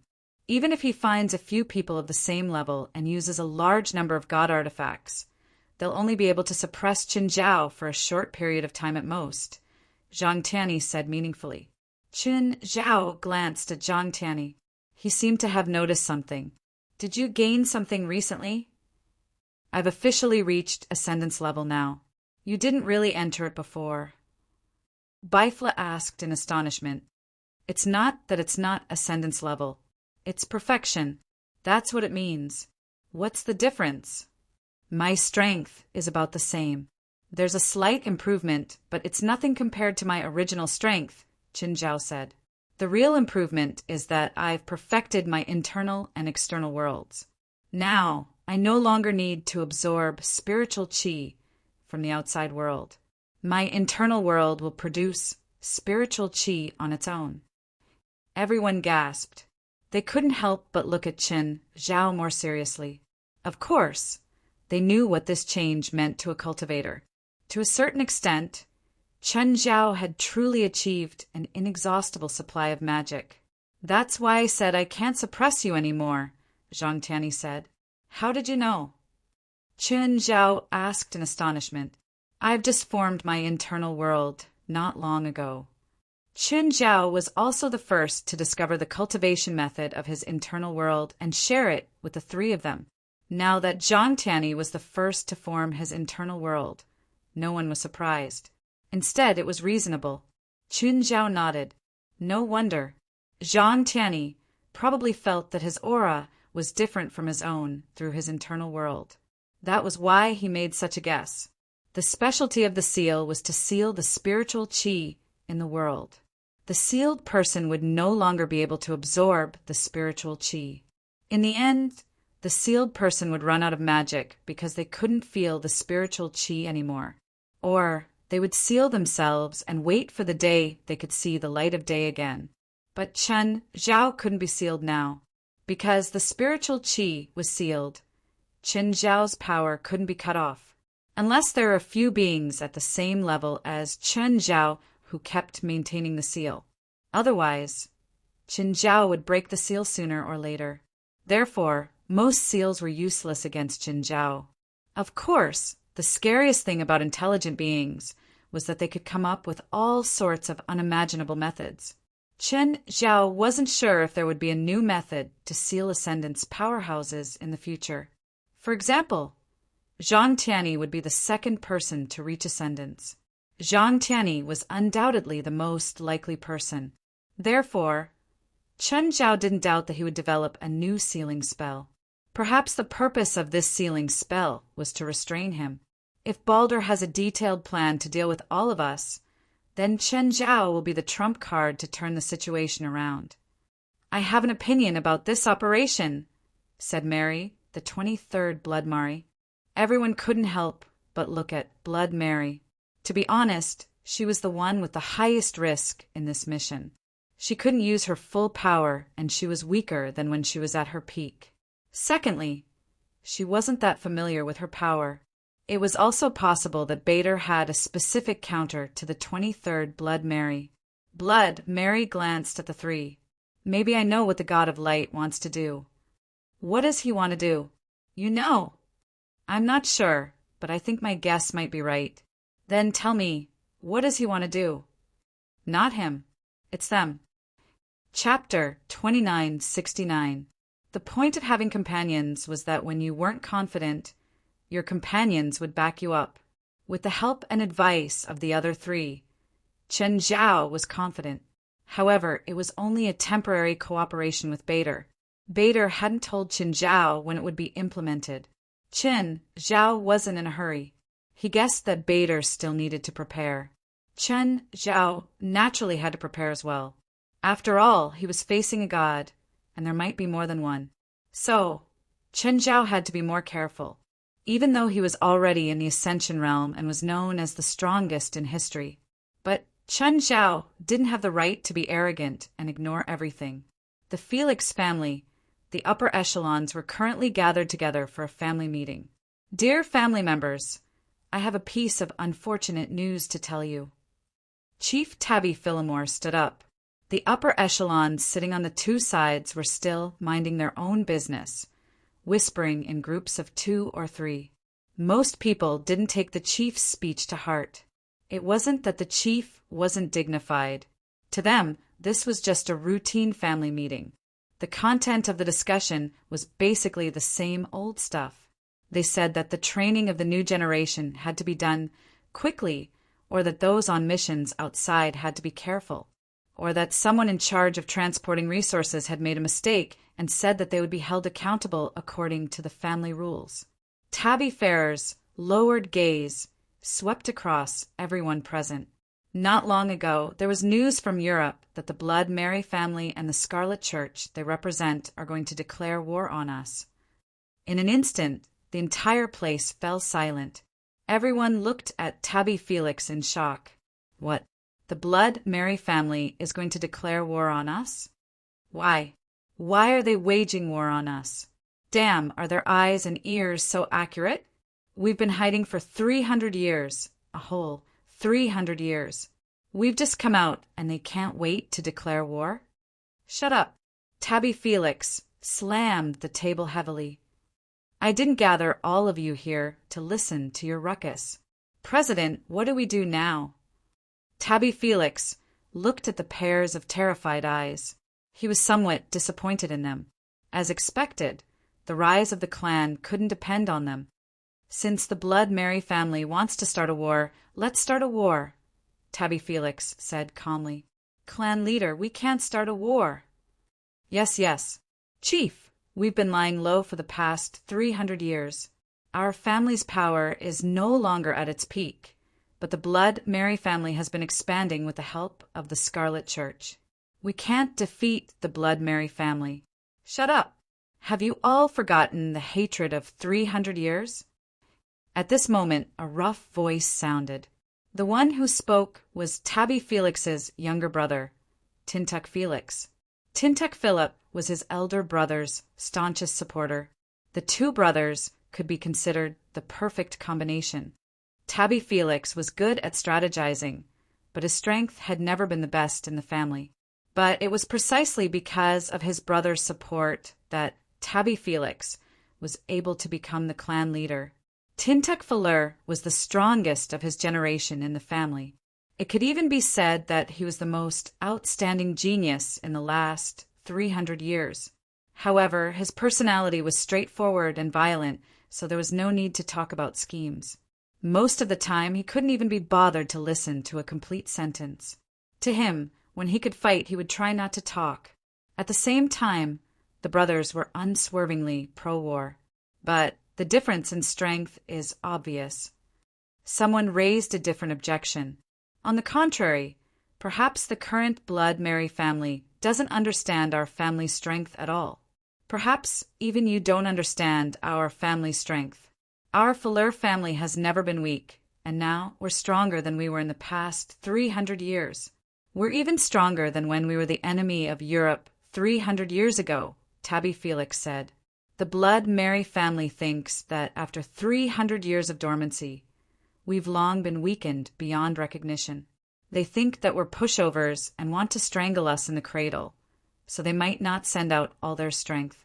They don't know that our family has only been asleep for 300 years. Now, we're more energetic than ever before. The war 300 years ago brought hatred and humiliation to our family. First, we'll destroy the vanguard team sent by the Blood Mary family, then take advantage of the situation to kill our way back to Europe and once again establish the glory of our Fuller family, Tintek Fuller said excitedly. Of course, he couldn't say these words himself. His elder brother, Tabby Fuller, taught him to say them. I object. We haven't even purged the supernatural world in North America. It's a very unwise choice to rashly start a war with the Blood Mary family. You should know that this generation's Blood Mary is a very powerful spiritualist. She's known as the strongest Blood Mary since ancient times, and the current #1 spiritualist in Europe. She'll definitely be involved in this war. However, in the next instant, a bloody mark suddenly appeared on the neck of this opposing clansman. His head slowly slid down and rolled on the conference table. Everyone's hair stood on end in an instant. Who was it? Who dared to commit murder in a family meeting? And they even killed a high-ranking member. Just then, a cloud of black gas surged out of the ventilation duct. The black gas gathered together, and a person walked out of the black gas. This person was tall and had a seemingly youthful face, but his eyes were filled with the vicissitudes of life. This person carried a sword alone, and his gaze swept across everyone present. Tabby Fuller immediately walked in front of this person with aged steps. Great-grandfather. Yes, you've done well, this person said calmly. At the same time, his cold gaze swept across everyone present. The Fuller family doesn't need cowards, and we definitely don't need weaklings.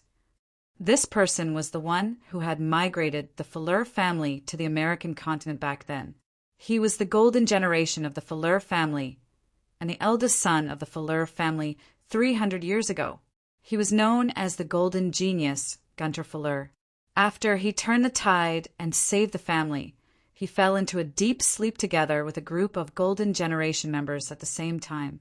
And it was precisely because of the ancestral teachings that he had left. When they woke up again, it would be the beginning of the War of Revenge. Since then, the Fuller family had always followed his instructions and kept a low profile. If you don't even have the courage to face your enemies, then you don't even have the value of existing, Gunter Fuller said coldly. Chapter 2970. Jalanash, how's your recovery? We can leave any time, Jalanash answered. Leave that woman to me. Are you confident? Chen Zhao asked. You know, she suppressed all our captains by herself. I accidentally broke through. Oh, Chen Zhao studied Jalanash up and down. If Jalanash hadn't said it, Chen Zhao really wouldn't have noticed her change. But now that Jalanash said that, Chen Zhao could vaguely feel that something had changed in her. Territory? No, not yet. I seem to have grasped something important. This should be the territory you mentioned, but it's too vague. Jalanash had gotten the first step, but she hadn't really touched it yet. She wasn't even half a step into Shangqing now, but she was undoubtedly one step faster than the others. Chen Zhao didn't expect that Jalanash would be the first to touch Shangqing. Or rather, close Gaia, Norma, Hallease, and Angalit were strong, but they still hadn't felt a territory. Jocelyn Nash definitely counted from the back of the group, but she was the first to feel it. This surprised Chen Zhao greatly. Confident? No. That woman has too many divine artifacts. Qin Zhao couldn't do anything about it. After all, the supernatural organization didn't have a strong foundation. They didn't have any divine artifacts. No, there was actually one. It was the Tower of Trials. It could actually be used to smash people. But no one but Qin Zhao could move it now. Do you want me to help you get rid of her divine artifacts, and then you can have a fair fight with her? Jalanash shook her head. If the president fights, there won't be any fairness. The supernatural organization chartered a flight. In less than 3 hours, the group arrived in Seattle. Seattle was still in the rainy season in April. As soon as they got off the plane, they were greeted by a downpour. West pushed Awiko and the others onto a big bus. The Fellner captive's main purpose now was to lead the way. Right now, a pair of eyes were watching the supernatural organization's arrival. Amada. She had just returned to Seattle from another area. However, the moment she got off the plane, she noticed the people from the supernatural organization. And he brought Dwiko and others with him. Are they here? Had they finally come? Amitha's eyes were deep. He felt uneasy. No, I have to rush back to the clan as soon as possible and pass on the news. Amada dared not delay. Right now, the family still did not know that a powerful enemy was approaching. However, when she returned to the family encampment, Amada realized that the atmosphere was a little strange. Amada, you're back. I heard you were in California. How was it? Is everything going well? The one who welcomed Amada was Amitha's childhood playmate, Audrey, who is also a genius like Amada. Daisy welcomed them warmly, but Amada did not look happy. Where is the patriarch? I want to see the patriarch. Patriarch is in the front hall. Wait, I'll go with you. Daisy followed Amada. She could tell that Amada seemed to have something very important to do. Otherwise, he would have the time to exchange pleasantries with her. Tabby Fellner was entertaining the guests. Amada waited outside the hall for a while. Amada waited until the guests had left before entering. Amada, you're back, Tabby Fellner said. I've been contacting you for the past few days, but it's as if you vanished into thin air. Not only you, but even the team you led has disappeared. Patriarch, the California operation failed, Amada said. My people were all captured. Huh. Tabby Fellner's first reaction was not to be angry or criticize Amitha's incompetence. Instead, she raised her head, her eyes filled with doubt. As far as I know, there are no powerful organizations or individuals in California. Yes, there is an organization that the intelligence team overlooked. It's the Supernatural Organization, a very powerful organization. I fought with their top experts. I almost used up all my trump cards, but I still could not suppress them, Amada said solemnly. Amada said seriously. Also, the leader of the Supernatural Organization didn't show up. When I broke into their headquarters, I found a lot of dragon remains that had been slaughtered. Their leader has the power to slay dragons. When I rushed back, I found them at Seattle Airport. They must be here for revenge. Don't panic. Just then, Gunter Fellner walked in. The Fellner family is invincible now, Gunter Fellner said calmly. All the clansmen who went out have returned, and the sleepers have woken up. The divine items that have been covered by time will see the light of day again. The revenge of a small organization is not worth mentioning to the family. Gunter Phillimore said indifferently. Gunter Fellner was very confident, but Amada could not relax. We should at least prepare. Maybe they'll come tonight, Amada said. All right, Amada, Tabby Fellner said. You don't have to worry about this. After persuading Amada to leave, Gunter Fellner said, they might have heard about the war between the Blood Mary family and the Fellners, so they're here to take advantage of us. Don't give them any chances. Yes, great-grandpa, I understand. I know what to do. Bring some of the younger generation along. Fight well and cheer up the emotions of those children. Recently, those children have been a little depressed. Bring Amada along as well. She is one of the few children who have inherited my bloodline. However, She seems to be a little frightened by this operation. This battle can ease her emotions. Gunter Felix paused for a moment, then said, "The other party has the ability to slay dragons, which means that their combat power is not weak. With victory as our priority, it would be a good choice if we could recruit them under our command. If our family wants to stand at the peak of the supernatural world again, just relying on the people in our family is not enough. We need more resources and manpower. If there are powerhouses who are willing to submit to us, then we can also welcome them with open arms. Great-grandpa, then I'll bring that thing and show them that I'm strong enough. Yes, I don't need to teach you how to do it. Just do what you want." Gunter Fellner looked outside. The rain did not seem to be stopping.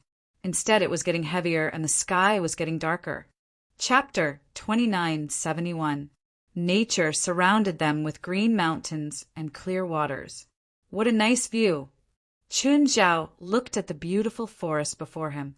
"If the weather was better, we could make this a tourist spot," Gaia said. "But this damned world ruined our trip." The person who'd chosen this land must be a feng shui expert. Chun Zhao didn't understand feng shui, but he could feel the spiritual qi here. Wind and clouds gathered and dragons and tigers roared. Chun Zhao shook his windbreaker and continued walking into the forest. "Stop! This is private land. Who are you? You don't look like normal people." Just then, a figure walked out from behind a tree. Chun Zhao glanced at the person who'd stopped him. He was very weak. He was probably an outer member of the Fellner family and was only in charge of security. "Uncle, I found more than a dozen suspicious people in the forest south of the family's territory." After reporting, the Fellner family member looked at Chun Zhao's group warily. "Did you notify them?" "You better behave. Our family will be here soon." Pop! The next moment the person's head exploded. The nameless corpse lay in the forest in the rain. No one cared about him. It was as if he'd never appeared. "Chief!" Someone in charge of patrolling the area went missing. Before he went missing, he reported that a group of strangers entered the area. Tabby Fellner's eyes flew open. "They're here? You're brave." "Chief, should we inform people to stop the intruders?" "No, let them in," Tabby Fellner said. "Go get Amada and the others." A while later, Amada and the others arrived. "Chief." "Yes. Outsiders have entered the family area. They'll probably be here in half an hour." The young people were all rubbing their palms. Only Amada was unusually calm. After walking in the forest for more than 20 minutes, they finally saw a building before them. Just then, a group of people blocked their path. Tabby Phillip looked down at Chun Zhao's group with a condescending gaze. "Stop!"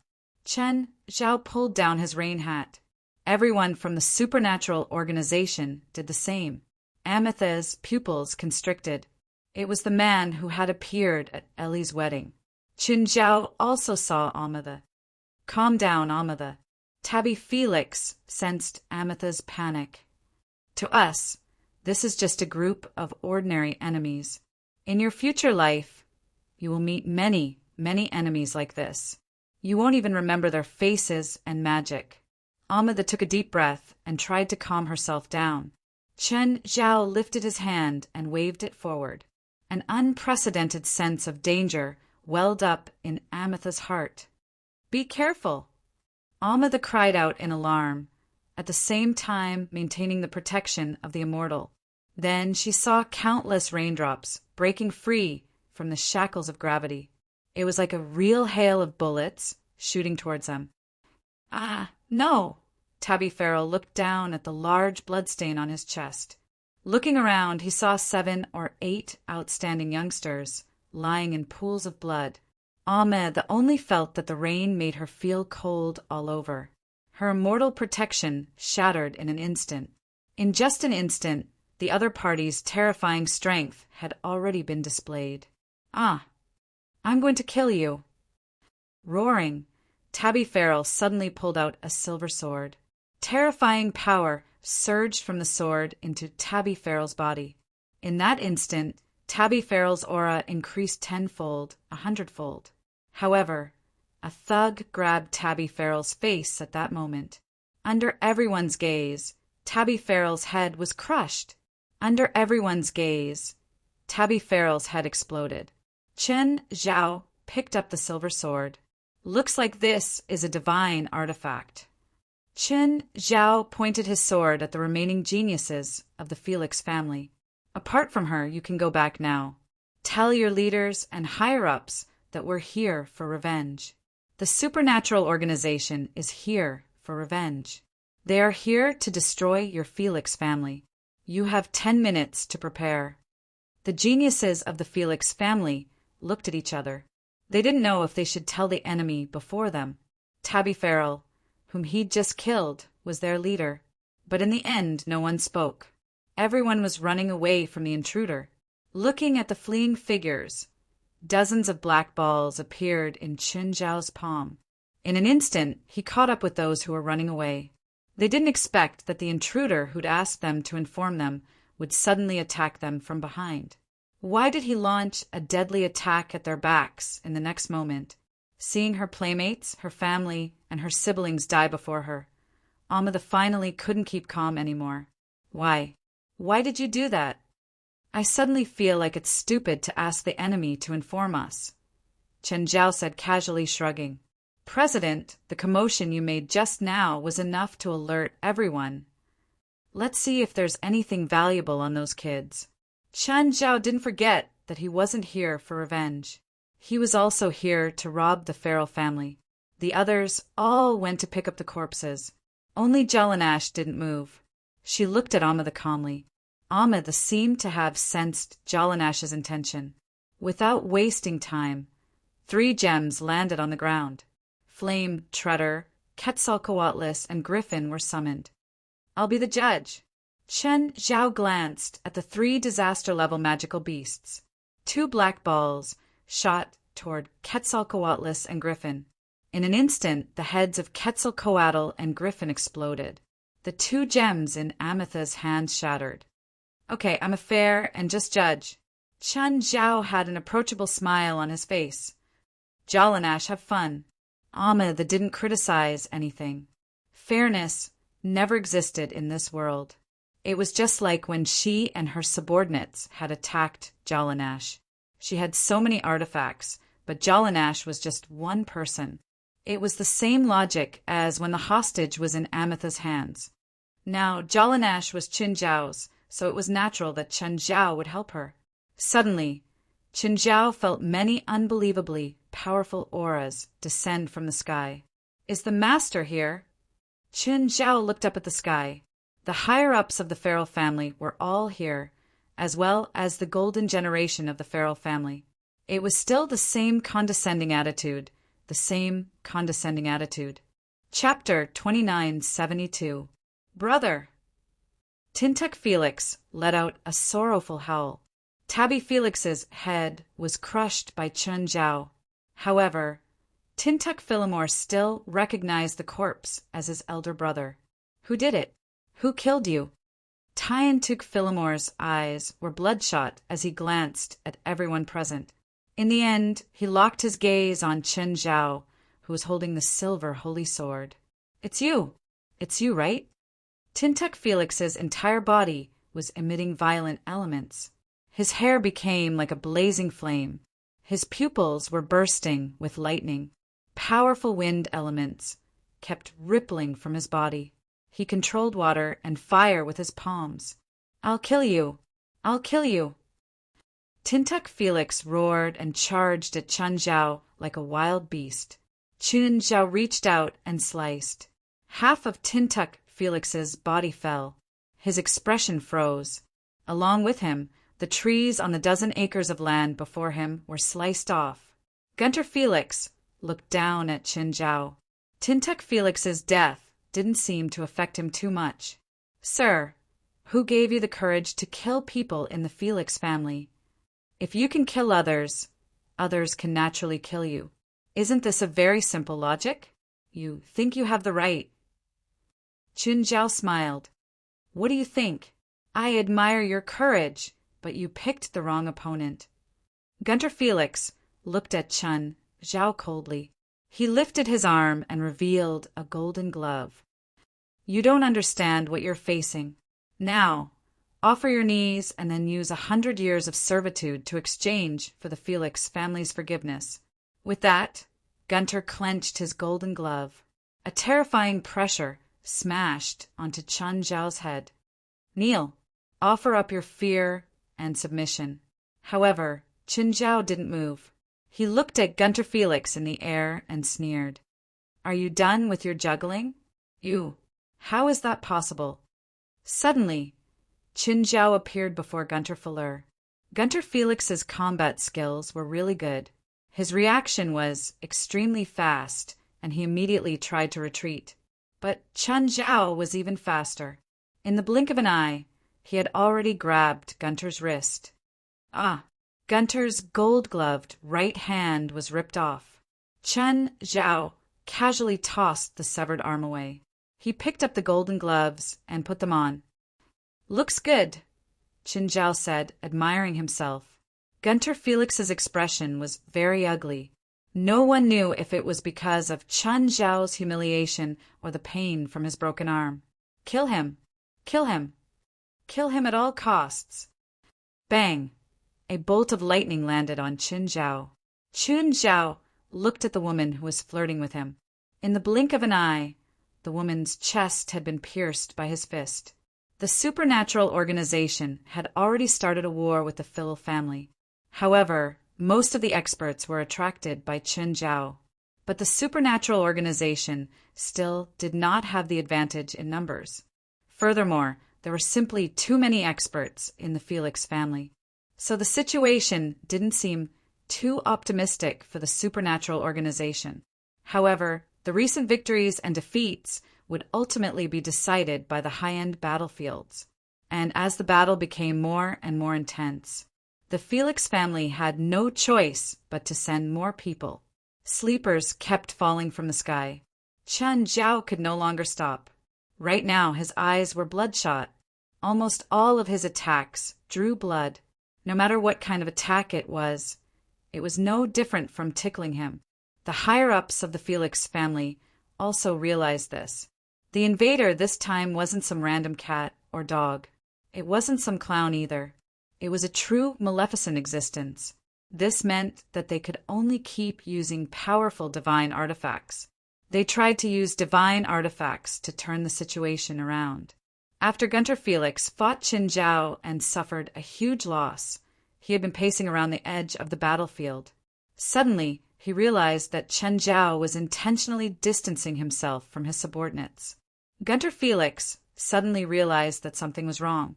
Don't let him leave the battlefield over there, Gunter Felix exclaimed.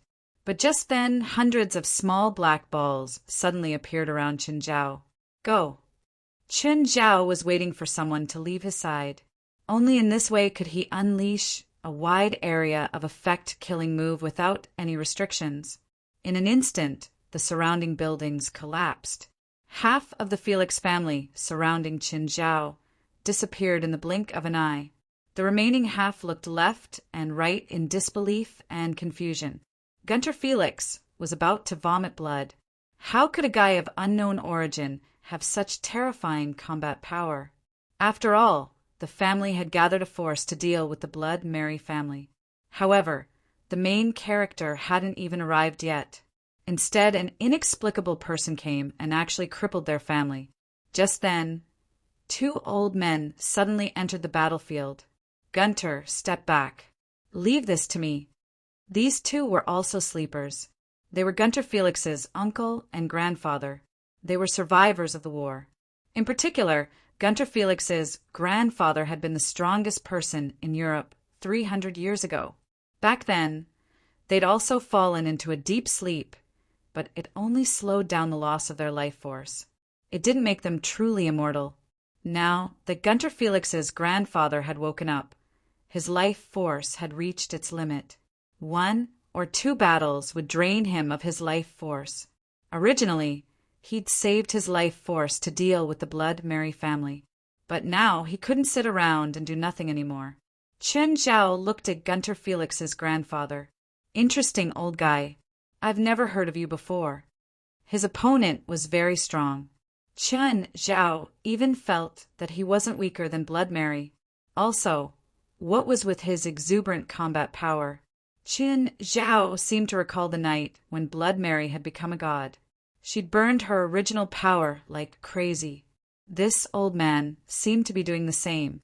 Was he planning to become a god too? The other was also very strong. He looked slightly younger and was also in the Shangqing state. But the oldest one was still the strongest. The old man's clothes were almost torn apart by his muscles. Terrifying power seemed to be gushing out of his soft body. The other, who was slightly younger, was surrounded by thousands of magic balls. Young man, leave. This war ends here. The old man panted like a bull, his eyes bloodshot. I said I'd kill your family, so I'll keep my word. Die. In that instant, the old man seemed to have become 100 years younger, becoming a tall and sturdy man. It was a very simple punch, a punch that was casually thrown out. Chen Zhao was much more casual. He also raised his arm and punched. Chapter 2973. The old man stared at Chen Zhao in shock. His right arm was dripping with blood, hanging limply on his shoulder. It was completely useless. However, the old man didn't seem to mind it at all. After all, he wouldn't even be able to survive after this battle. So, it didn't matter if his arm was useless. What he really cared about was the power he'd released in that instant after burning his life force. It was more than 10 times stronger than his peak. He was even confident that he could kill a dragon father with this punch. But facing the man before him, he felt that Chen Zhao was as tall and majestic as a mountain. His punch that he'd put all his strength into couldn't even test Chen Zhao's strength. Father! The slightly younger old man saw his father's tragic state. The elemental balls around him shot wildly at Chen Zhao. But the balls dissipated the moment they got close to Chen Zhao. Chen Zhao clenched his hand and a dark red neutron star condensed in his palm. The two old men immediately sensed danger. Kabold! The older man charged at his son. Like an old dog that knew his destiny, he instantly understood where he belonged. Chen Zhao also slapped out the dark red neutron star. Boom! The ring of fire covered the entire sky above the Philip family. Everyone raised their heads to look at the sky. Everyone felt the power of destruction, or rather, they felt the power of destruction itself. Kabold Philip fell to the ground. Almost all of his hair had been burned away. Worst of all, the destructive power had pierced through his body, rolling and wreaking havoc inside. This was a fatal blow that his father had blocked for him at the cost of his own life. His father didn't even leave a corpse behind. Amida and Jalanash were locked in a fierce battle. Jalanash was in a surprisingly good state right now. She felt like she'd never felt this way before. Amida, on the other hand, was already exhausted. Then Chen Zhao killed the griffin and serpent god. As for the remaining flame treader, she still seemed to have the absolute advantage. But she couldn't suppress Jalanash, who was raging with battle intent. Just then, the destructive flames covered the entire sky. Amida was dazed. Jalanash was also dazed for a moment. Be it friend or foe, they all felt a power that could destroy everything. Amida once thought, the Felix family could resist any enemy, any power. But at this moment, she understood. In front of true terror, the Felix family was nothing. He was once an expert that he was proud of. He was once an unparalleled divine weapon. This would not bring about a favorable turn for the Felix family. How many clansmen and compatriots would die in this war? Do you see that? This is your enemy. As an elementalist, Jalanash had the most intuitive feeling. Must you be so ruthless? Jolene gave Ahmed a sneering look. In just a few days of investigation, we've already found out a lot about the actions of your Felix family. In the North American region, the number of casualties that you've caused on the surface has already exceeded 100. and the number of casualties in the dark is several times higher. How many of them actually don't have any organization or power? They're all living the lives of ordinary people. Just because they're spiritualists, or because they have some kind of magical equipment, magical books, or even materials in their hands, they're wiped out by you. Countless ordinary people have been implicated. So what right do you have to pray? What right do you have to pray? Amada was dazed. Suddenly, her gaze became firm again. Since praying doesn't work, let's fight. Jalanash, however, calmed down. You can't really control the flame treader as you wish, so you can't beat me now. I heard that you have a divine weapon that can temporarily transfer the magical beast's power to yourself. You can use that move. This should be your last chance. Yeah, I almost forgot about that, Amada said with a smile, but her smile looked a little forced. Using the divine weapon to borrow the power of a magical beast could indeed allow one to reach unimaginable power in a short time. But this method had a price too. The flame treader suddenly turned into a ball of flames and melted into Amitha's body. Right now, Amitha's entire body was on fire. Once again, Jalanash's fighting spirit rose. At the same time, in the center of the battlefield, it was also the Felix family's territory. Right now, it was unrecognizable. Everyone in the Felix family stared at Chen Zhao with hatred and fear. The pain Chen Zhao had brought them was even greater than the war 300 years ago. Many of them were survivors of the war 300 years ago, but now they died in Chen Zhao's hands. At that moment, Gunter Farrell finally realized the unequal status between the two sides. His grandfather had died in battle, and his uncle couldn't fight back anymore. Gunter Felix looked at Chen Zhao, who was rampaging like a demon. Finally, he took out a golden dragon statue. You forced me to do this. This was Gunter Felix's final trump card. It was also the Felix family's ultimate trump card. A wave of aura spread out. A golden figure flashed across the sky. At the same time, there were more than 10 extremely powerful auras. Chen Zhao looked up. The newcomer wasn't unfamiliar. Giant Dragon, the emperor of giant dragons. There were also more than 10 dragons at the level of Dragon Father with him. The Dragon Emperor landed in front of Gunter Felix. However, his gaze landed on Chen Zhao. His golden pupils suddenly contracted. Your Majesty, Gunter Felix knelt on one knee and welcomed the Emperor. I beg you to complete the unfinished deal from 1,000 years ago. You represent the Felix family. Yes, I represent the Felix family. Then tell me what you want, the Emperor said. Kill him. Kill this intruder. Gunter Felix pointed at Chen Zhao. The remaining Felix family members all cheered. They didn't expect Gunter Felix to have such a powerful trump card. A trump card that could turn the tables. The Emperor sighed. I can't do it for a child of the Felix family. What? Gunter Felix was stunned. All the Felix family members were stunned too. Why? Why? I can't beat him, the Emperor said honestly. The Dragon Sovereign said honestly he's the strongest human in this world, or rather, the strongest living being. Both the known and unknown can't defeat him. How is that possible? You're the Emperor. Gunter Felix and everyone else in the Felix family couldn't accept the Emperor's answer. I can't kill him. I can only help you and your family in my own way. The Emperor looked at Chen Zhao. Sir, this is the second time we've met, right? You want to interfere in my war with the Felix family? Chapter 2974. End this war. You can make your request. The Dragon Emperor didn't continue. Kill everyone in the Felix family. 1,000 years ago, the ancestors of the Felix family made a deal with me. In that deal, I obtained what I wanted. At the same time, I made a promise that in the future, the Felix family could make 3 requests of me. As long as it was within my capabilities, I would do it. As long as you let the Felix family go, I can give you the rest of the promise. Chen Zhao sneered at the Dragon Emperor. The feud between me and the Felix family can't be resolved. I killed so many of their people. Will they give up on revenge? So, only one side can die in this war. I can promise that they won't seek revenge from you again. I won't believe anyone's promise except the dead. Then let me put it another way, the Dragon Emperor said.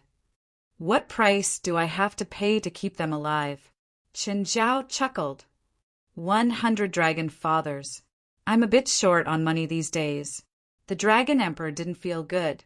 There were less than 100 dragons in total. Moreover, he protected the Felix family because of his promise. But that didn't mean he would sacrifice the benefits of the dragon race. He wouldn't even sacrifice one dragon father for an outsider, let alone 100. I can seal their entire family for 100 years and give you all their collections. If I kill them, their collections will be mine too. I'll give you a promise, just like Ancestor Felix from 1,000 years ago. Why are there 3 of them? And I'm the only one left? Are you looking down on me? The Dragon Emperor took a deep breath and suppressed his anger. If not for the fact that he couldn't beat Chen Zhao, he would have sent Chen Zhao to a sauna. With your power, you can do whatever I can. You can also do whatever I can't. So this promise is meaningless to you. Whether I need it or not is one thing, but whether you give it to me or not is a problem of attitude. Fine, 3 times, the Dragon Emperor said helplessly. Not enough. You're too much. All you have right now is your mouth. You haven't done anything, and you want me to let them go? What do you want? Does your dragon clan have any clan protecting treasures? The dragon monarch's face darkened. No, don't even think about it. They need to be sealed for 300 years. I should be able to live for 200 to 300 years. Anyway, as long as I'm alive, if they appear before me, I'll make them disappear completely. As for whether they want to take revenge on my descendants after 300 years, that's their own business. I'm too lazy to care about their afterlife. If I'm still alive after 300 years, they probably won't dare to mess with me. Sure, the dragon monarch didn't care if he had to seal the Felix family for 100 years or 300 years. He was only doing what he could to end this war as soon as possible. The Dragon King extended a finger. Chen Zhao could feel the Dragon King's domain spreading out and covering the entire Felix family. What was he trying to do? Start a war with me? Chen Zhao looked at the Dragon Emperor in surprise. Just then, the divine weapons in the hands of the Felier clansmen began to break free from their control and automatically flew into the sky. Gunter Felix roared angrily, Dragon Emperor, I didn't ask you to do this. You are a traitor. The Dragon Emperor ignored Gunter Felix's roars and unwillingness. The divine weapons on Gunter Felix also left his body. The first to leave was the golden dragon statue. The Dragon Emperor pointed at Gunter Felix in the air. A cloud of golden dust started to spread under Gunter Farrell's feet, spreading upwards from his feet.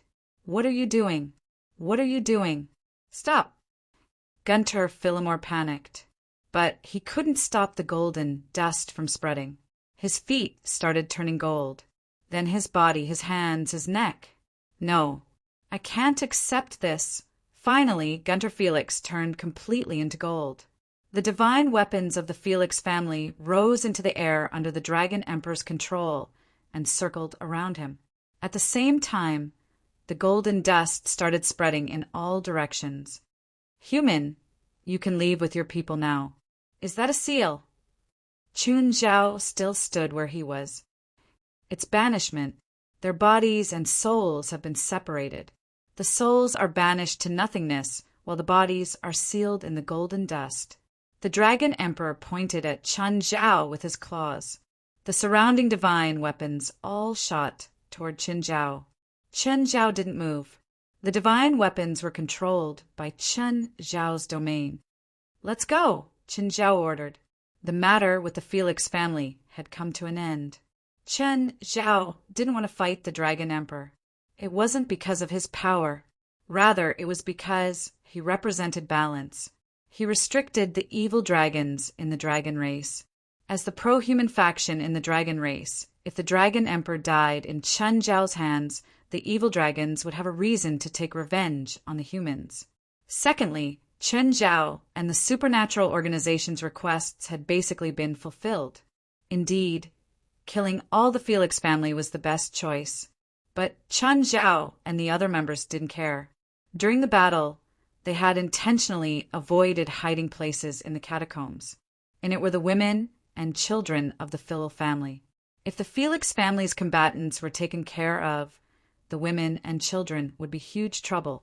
Neither Chen Zhao nor the members of the supernatural organization could kill a group of women and children. If he let them go, they might become new people to take revenge. Chen Zhao had to admit that the Dragon Emperor's intervention gave him a way out. As a top member, the Dragon Emperor didn't show any combat power this time, but his ability couldn't be ignored.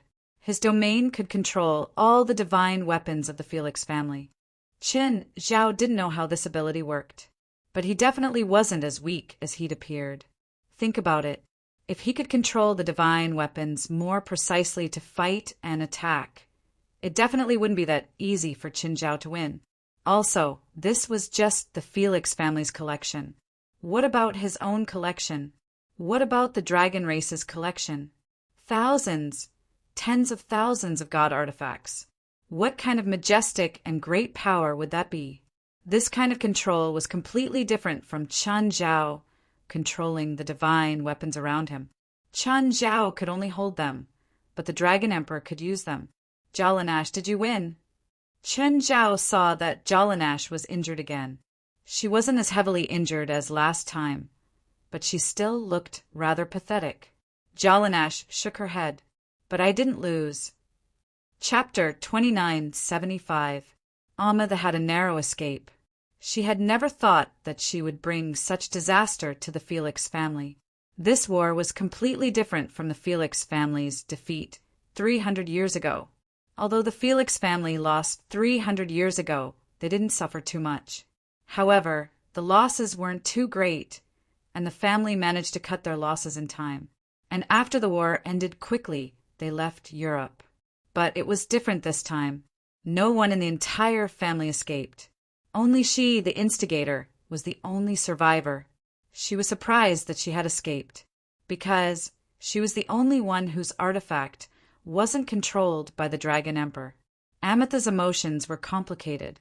Resentment, fear, regret, unwillingness. All sorts of negative emotions surged in her heart. Revenge? But how? The kind of undefeatable power. The kind of power that even the Dragon Emperor had to admit defeat. Was there really any power in this world that could help her get revenge? Amada walked on the road in a sorry state. At this moment, she felt empty and lost. Just then, a black MPV stopped next to Amada. Amada instantly tensed up. Most people who had come to her at this time couldn't be friends.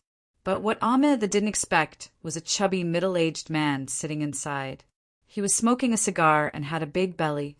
Amada didn't feel any hostility from this fat man. "Miss Amada, do you want me to give you a ride?" "Who are you?" Amada looked at this middle-aged fat man warily. "Don't you want to know why you weren't sealed?" Amada was stunned. You know, Amitha's nerves tightened.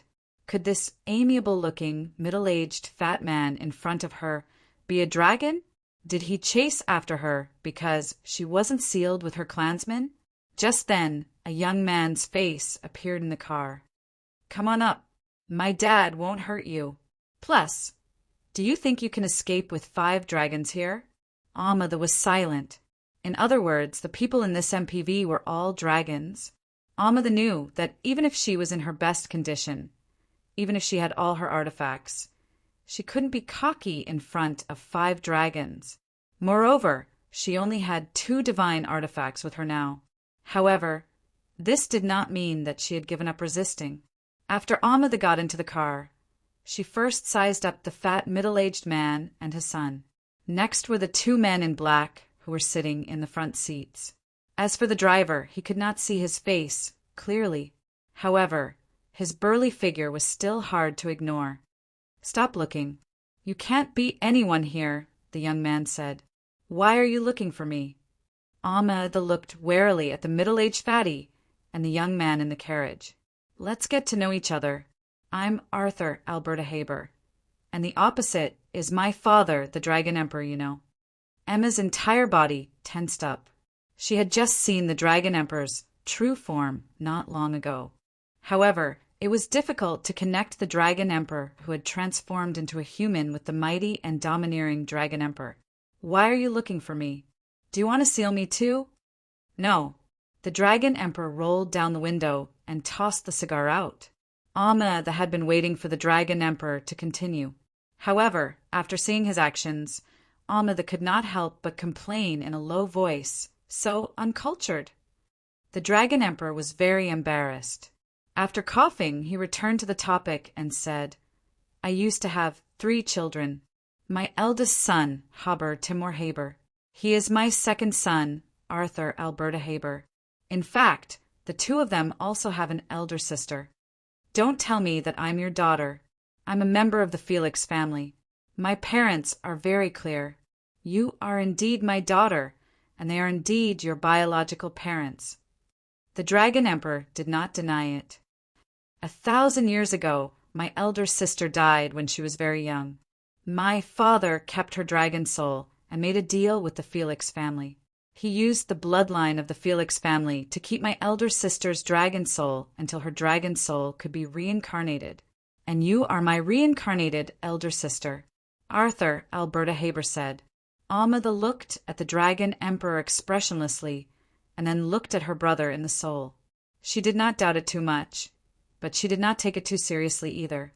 Compared to the Dragon Emperor, who suddenly appeared and she recognized, she had more feelings for the Felix family. That's why you didn't seal me on the battlefield just now? No, I didn't seal you not because I let you go, but because of your own ability. Then why are you looking for me now? Don't tell me you want me to perform a scene of father and daughter reuniting with each other?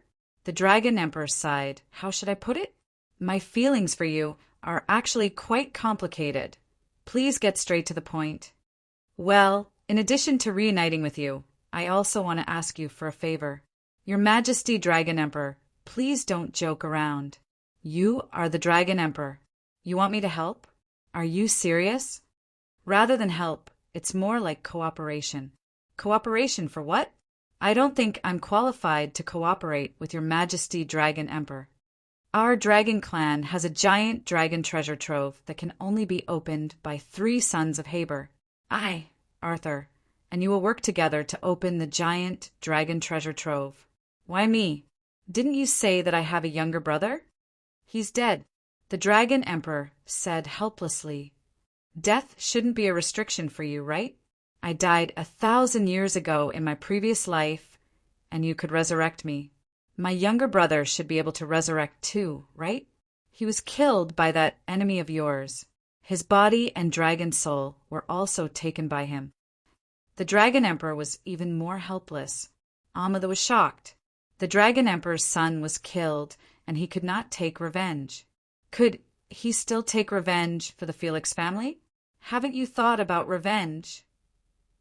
The difference in strength between me and him has already determined that this war is impossible. Moreover, that rebellious eldest son of mine is not a good person. Although I am angry that he killed my eldest son, I am not in any position to start a war with him. You are the Dragon Emperor. You don't have to instigate me to start a war with him.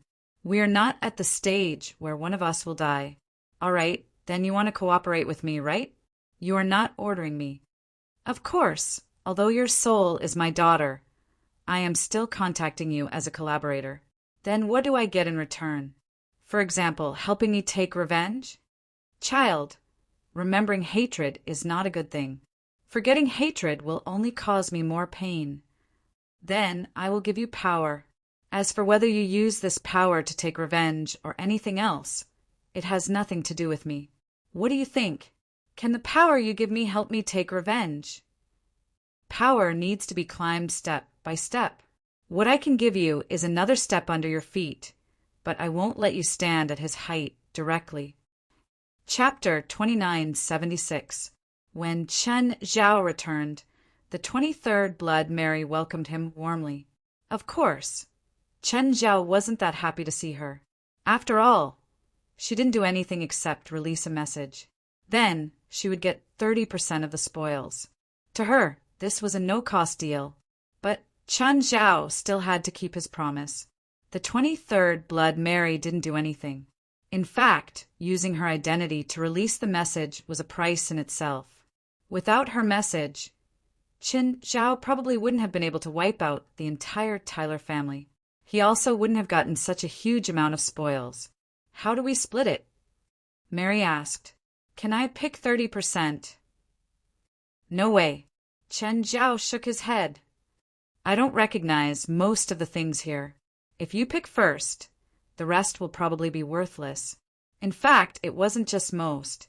Chen Zhao didn't recognize 99% of the spoils. With the 23rd Blood Mary's eyesight, she could recognize at least half. With her judgment, she could pick more than 80% of the good stuff. Then, she'd end up with a bunch of worthless stuff. Chen Zhao kept his promise, but that didn't mean he was stupid. If you don't let me pick, how do we split it? Mary looked at Chen Zhao dissatisfied. In fact, she really did plan to pick the valuable stuff. Split it by weight, Chen Zhao said. Are you kidding me? No, I'm serious. Chen Zhao took out all the spoils. Then he rolled up all the loot. All the spoils of war danced in the air, making it hard for people to keep up with them. If you tell me to stop, I'll give you 30% of the spoils, Chen Zhao said. The 23rd Blood Mary laughed in anger. But she couldn't convince Chen Zhao. Now that they were divided according to weight, it was purely based on luck. Stop! Clang! After a series of banging sounds, nearly 100 magic tools were thrown in front of the 23rd Blood Mary. There were big and small, all kinds of colors and shapes. The 23rd Blood Mary looked at the things before her. She was happy and disappointed. There were indeed many good things, but they definitely weren't as valuable as what she'd picked herself. Do you have any objections? If you're not satisfied, I can give you another chance to exchange for the spoils of war. Forget it. The 23rd Blood Mary accepted the result without hesitation. After all, changing again might not be as good as the first time. All right then, the magical tools will be divided like this. The rest will belong to me. Then he took out some magic materials. The distribution of magic materials was much simpler. They just had to divide the magic materials according to the ratio of 3-7. Compared to magic tools, magic materials were the real harvest. The Felix family was a millennium-old family. 300 years ago, they launched a war of plunder. It almost scraped the surface of Europe. As a result, they needed a huge amount of magic materials. A single magical material could be measured in tons. Of course, with such a huge amount of magic materials, it wasn't easy to deal with them. The happiest was, of course, Ruan Faxburn. Is everyone done? Mary, the 23rd generation's blood, was also surprised. He even felt a little regretful. If he had known earlier that the Farrell family was so wealthy, he wouldn't have done so. She would strike before the Fallers jumped out.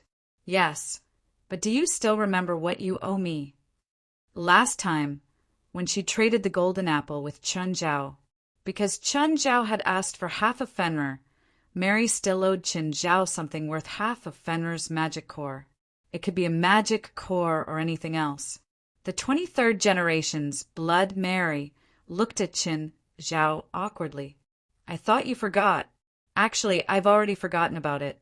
I didn't expect you to remember. Haha, aren't you taking this opportunity to settle our debts? The 23rd generation's Blood Mary looked at her spoils of war and thought about it with a pained heart. Since it was a deal based on honesty, she obviously couldn't fool Chen Zhao. After all, Chen Zhao would take her payment to Bifla or Zhang Tianyi later for verification. If she was exposed, she would lose face. More importantly, she would lose their friendship. That would be a true loss. But Fenrir wasn't an ordinary magical beast. It was the legendary demonic wolf that had bitten Odin to death. It could be called the #1 beast in history. So, ordinary things really couldn't be compared to Fenrir's magic core. Finally, the 23rd generation's Blood Mary took out a hollowed-out golden ball from her spoils of war and handed it to Qin Zhao. Qin Zhao took the hollow golden ball and studied it carefully. Inside the hollow golden ball, there was a small ball floating in the air. "What's this?" "Divine artifact." "Nonsense. Of course I know about divine artifacts. There are divine artifacts everywhere. If you randomly pick one and give it to me, it's no different from fooling me. Please believe in my honesty, okay?" "Fine. You have to explain to me what divine artifact this ball is and what it's used for. Put your magic power inside. Don't put too much in or it'll explode." Qin Zhao followed the 23rd generation's method and carefully put in his power. Just then, Qin Zhao felt a blurry aura. Qin Zhao's mind seemed to connect with that aura through the hollowed-out golden ball. What's with this feeling? This is the winter ball. Legend has it that it's the treasure of the winter god in Olympus. In medieval Europe, this winter ball had always been in the hands of a big noble until 300 years ago, when it was taken away by the Fellner family, the 23rd generation Blood Mary said. The 23rd Blood Mary said, "As long as you want, you can even create a small polar region. This thing can't increase my combat ability at all." The 23rd generation Blood Mary almost smashed the divine artifact into Qin Zhao's face. She finally calmed down, but her tone was still displeased. "Are you kidding me? Where do you want me to find something that can increase your combat ability?" Qin Zhao smiled awkwardly. Indeed, there were very few things in the world that could increase his combat ability. Most divine artifacts were meaningless to Qin Zhao. Qin Zhao tried it. He was more familiar with it than the first time. At least he knew how to control the winter ball. In an instant, Qin Zhao created an extremely low temperature within a radius of 1,000 meters. This was only the minimum. Qin Zhao could feel it. If he wanted to, all of Los Angeles might fall into winter.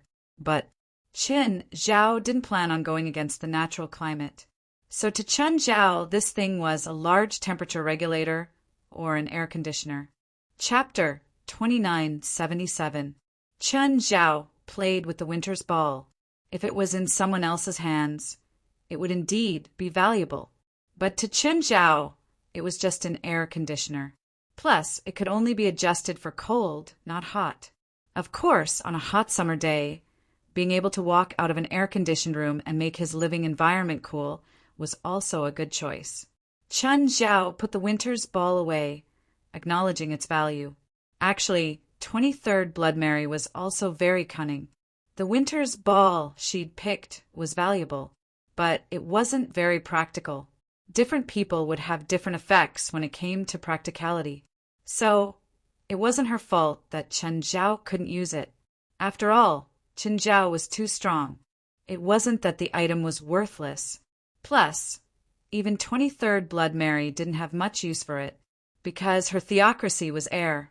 She could use air to create temperature differences. She could also adjust the temperature as she pleased compared to the winter's ball. However, she couldn't do it in a large area like the winter's ball. Then Qin Zhao returned to the headquarters with the rest of the spoils. "Ruan, you're in charge of classifying the spoils and figuring out how to use them." Qin Zhao called West and Ruan Faxburn over. "At the same time, divide the loot. As for the standard, you decide. Everyone participating in this mission can pick one of the highest quality. West, you're also in charge of evaluating the points. If you want these magic tools, you have to exchange them with points." West thought about it and also felt that Qin Zhao's suggestion was more suitable for their current structure. Although the harvest this time was great, it couldn't be distributed equally to everyone. The spoils could provide them with long-term development. So they had to plan for the long term when distributing and providing these resources. "President, I heard from Xiao He that you've been dragging her and another girl out to exorcise demons these few nights. West looked at Chen Zhao. He knew that Chen Zhao definitely wouldn't torture two girls out of boredom. With his understanding of Chen Zhao, if Chen Zhao was still alive, he'd probably be sleeping instead of playing with two girls. One of the girls is my disciple. West stared at Chen Zhao with widened eyes. President, when did you accept her? I haven't formally acknowledged him as my master yet. But her senior told me to take her in, so we're basically friends. As for Xiao He, since it's the same to train one or two, I might as well bring her along. All right. West wasn't worried about anything happening. Chun Zhao really didn't have to worry about anything happening with him. It was just a night of peace. Tonight, the nightmarish knocking came again. Xiao He and Carrie covered their heads with their blankets. They really wanted to pretend that they didn't hear anything. The next moment, the knocking stopped. Jia Liwen, that guy didn't leave, right? It can't be. That guy is never as simple as a trick. We'll hide under the bed. If he comes in and can't find us, we might be able to fool him. Are you sure you can fool him by hiding under the bed? Let's give it a try. Even if we fail, we won't suffer any losses. If we succeed, we can completely get rid of this guy. Carrie thought about it and felt that it made sense. The two hid under the bed, but no one came in. The two hid for a few minutes. Suddenly they felt a bit cold. Xiao He, are you cold? When Carrie spoke, white air came out of her mouth. Xiao He was already shivering from the cold. Damn, what's going on? It's mid-April. Why is it so cold? The two could no longer hide under the bed. They both climbed out. But as soon as they came out, they saw that the room was already covered in ice. The walls and ceiling were all frozen. The furniture was also covered in frost. The two felt even colder. They hugged their arms and rushed out of the room. As soon as they came out, they saw Chen Zhao sitting on the opposite bench, smiling at them. Damn it, you did this, didn't you? Carrie charged toward Chen Zhao, panting with rage. Get in, Chen Zhao said. You still haven't answered my question. Get in. Chen Zhao's tone changed. Carrie chickened out immediately and got in the car obediently with Xiao He. This time, Chen Zhao didn't bring them to some creepy place. Instead, it was a community. What did you bring us here for? Does this family need it? Xiao He asked, pointing at a house by the road. Chen Zhao shook his head. I don't want you to exorcise this family. I want you to go in and kill their whole family. What? Who do you think we are? I won't be your executioner. Whether it was Jia Liwen or Xiao He, they both had their own bottom lines. They'd submitted to Qin Zhao, but that didn't mean they'd give in to any of his requests. Chen Zhao threw a document at their faces. The two looked at the content angrily. After a while, their eyes became hesitant. The document explained the family's identity and background in detail. It also explained why they deserved to die. We should leave this to the police, Carrie said hesitantly. There's enough evidence. We're not killers. We can't replace the judge. Tell the police that they disintegrated the victims with magic and that they were actually killed by their goo bugs, Chen Zhao asked. Also, do you think a regular prison can lock them up? Instead of putting them into a farm full of fodder? But Chen Zhao didn't want to reason with the two girls anymore. He threw them out of the car. At the same time, he flicked the door of the family. Boom! Half of that family's house was flattened. Xiao He and Carrie glanced at each other and saw the helplessness in each other's eyes. Just then, 3 people rushed out of the house. There were 3 people in the family, a couple and their son. The whole family deserved to die. After their house was destroyed, the 3 of them rushed out of the rubble with endless anger. You all already know what the 3 of them are capable of. I won't say anything unnecessary. Kill them or be killed by them. The 2 girls had to fight even if they didn't want to. Even if they explained to the 3 that they were also victims. It was likely that the 3 vicious families would not believe their explanation. Chapter 2978. The young man stepped on Carrie's head and pressed it into the mud. Uft, uft. Asterisk Shoal, if you don't help, we're really going to die here. Carrie yelled at Chun Zhao's car. Xiao, he wasn't much better. She curled up on the ground and spat out blood. Chun Zhao covered his forehead and could only get out. I gave you such detailed information. How did you lose? The two were helpless. Yes, Chun Zhao had given them their opponent's abilities and weaknesses. But the key problem was that the three of them were too strong. This wasn't something that could be solved with just information. Weaknesses could only be used when the difference between the two sides wasn't too big. But they were a few Pacific Oceans away from their opponents. How could they fight? The young man looked at Chun Zhao. So there's another one. Is he here to die too? Chun Zhao glanced at the man indifferently and flicked his finger. Bang! The man exploded. Son! Seeing their son explode on the spot, the couple attacked Chun Zhao hysterically. Chun Zhao didn't hold back either. He flicked his finger twice more. The battle ended in the blink of an eye. The two sat on the ground pathetically, covered in filth and blood. The two silently deleted the plan to defeat Chun Zhao in their minds. They felt that the plan was a bit unrealistic. In the past 2 days, they'd felt that they'd improved a lot. They'd thought that surpassing Chun Zhao was just around the corner. But now they felt that this day was a bit too far away. The two of them couldn't beat this family even if they fought with their lives. In the blink of an eye, Chun Zhao didn't even leave a corpse behind. How's the cultivation method I gave you last time? Chun Zhao looked at Carrie. Done. Carrie answered softly. Actually, she'd been practicing quite diligently these few days. Xiao, he had also been giving her pointers. Xiao, his cultivation wasn't high, but she'd been influenced since she was young. She knew the basics in more detail than Carrie. So, Xiao, he could still help Carrie with the basics. When a cultivator first came into contact with cultivation methods, their cultivation improved the fastest too. In the past few days, everything changed. She felt that she was becoming stronger every moment. This was also why Carrie had the wrong impression. He felt that he could surpass Chun Zhao soon. No, I feel like I'm going to die. I need to rest. Raising his hand, Chun Zhao condensed 2 water balls and threw them at Carrie and Xiaohe. Ah, what are you doing? Can't you see that we're all heavily injured? You're so dirty, Chun Zhao said mercilessly. If you dirty my car, can you afford to pay for it? Xiao, he and Carrie wanted to pounce on him and bite him to death. However, considering the difference in strength between the enemy and himself, they decided to pretend to be grandsons first.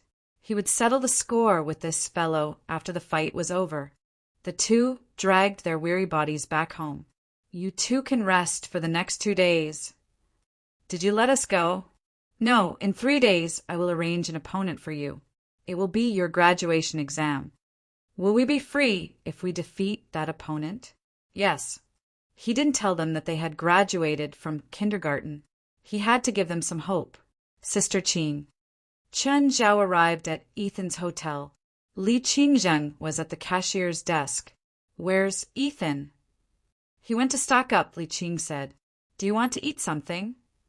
Chun Zhao went to open the shelf and took out 2 burgers. How's Carrie? Too weak, Chun Zhao said. The spiritual world will become more and more dangerous now. It might even affect ordinary people. Chun Zhao felt that the secret that most ordinary people didn't know about for thousands of years might be exposed in this era. This era had extremely powerful communication technology and the speed at which information spread. It was decided that every secret would become vulnerable. Since the beginning of the spirit tide, paranormal incidents had become more frequent, and they were developing in a more serious direction. Chun Zhao could feel it. These supernatural events were happening more and more to ordinary people.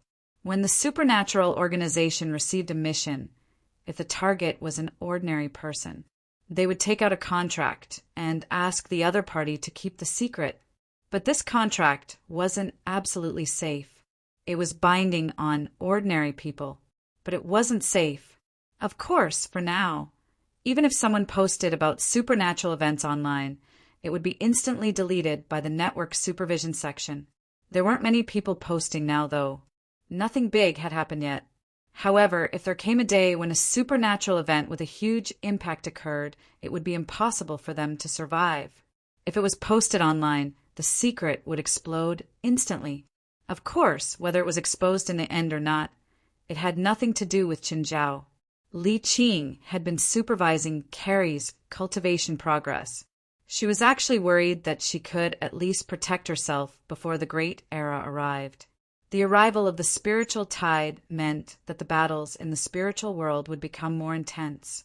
If Carrie was an ordinary person, it would be fine. But now, she was inseparable from the spiritual world. Li Qing felt that Carrie had to have the ability to protect herself. Qin Zhao, are you in contact with Qingping Sage? No, why? Chen Zhao asked. She came to find you?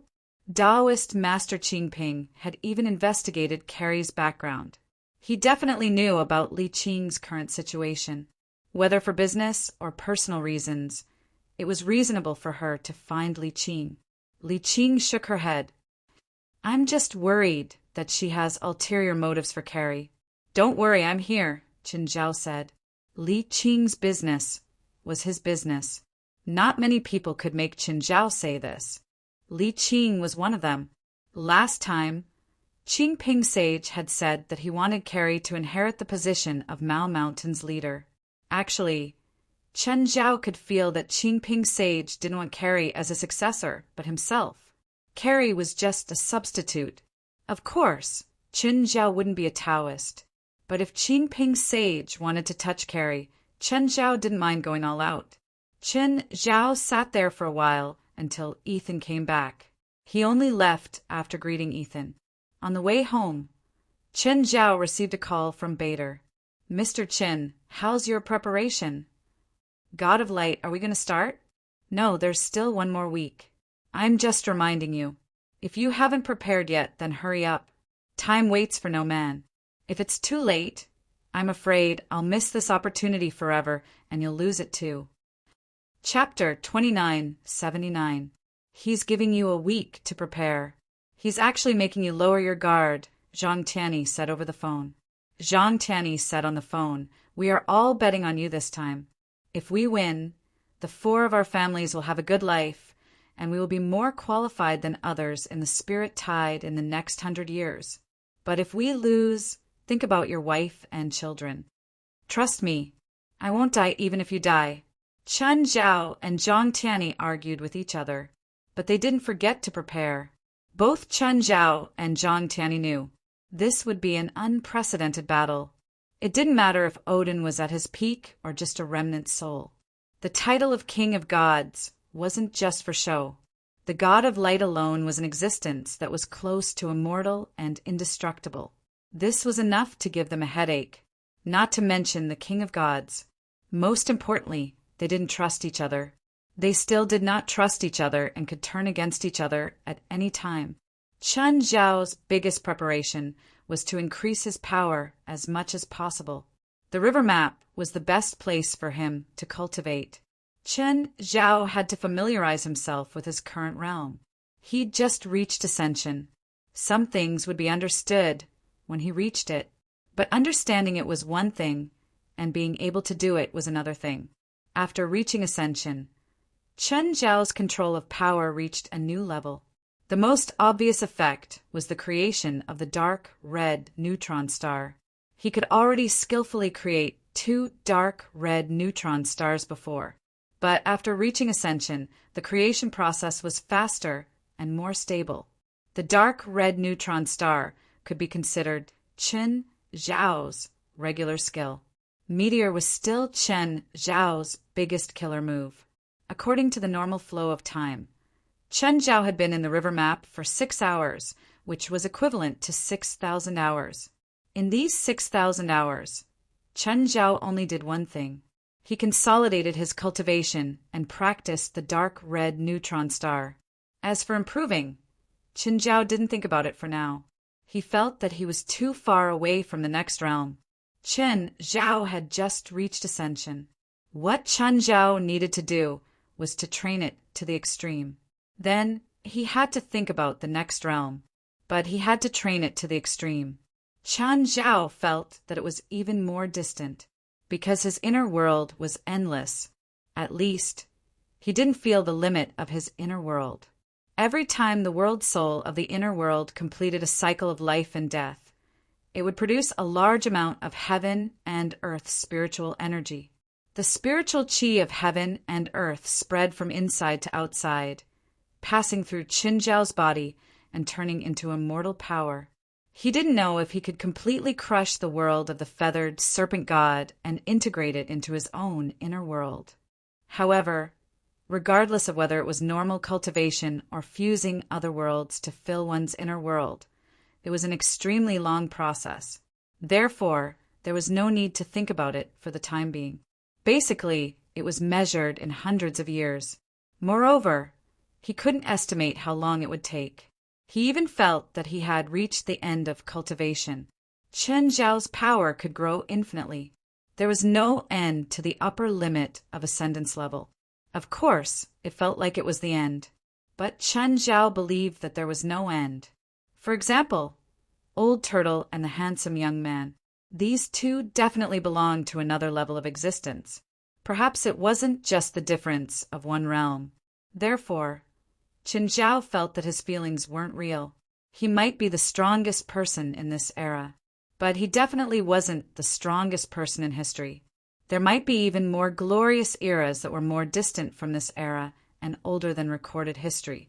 Qin Zhao believed that those extremely powerful or even great legends definitely existed. At least, the previous owner of the river map was the creator of the river map. The legendary mother of humans, Nuwa, must be an unparalleled existence. He couldn't feel the end of ascendance level because his cultivation wasn't there yet. Qin Zhao had been carefully observing the life and death of the world soul. He wanted to see the secrets of heaven, but Qin Zhao clearly overestimated himself. With Qin Zhao's metaphysical foundation, wanting to understand the true meaning of life and death through the life and death cycle of the world soul was as unrealistic as trying to deduce the Big Bang Theory with a telescope. However, the increase in power was real. The limitlessness of ascendance level wasn't just for show. Over the past few days, Qin Zhao cultivated in the river map for 6 hours a day. Every time he finished cultivating, he could feel his power grow. It wasn't like a drop of water turning into a spring.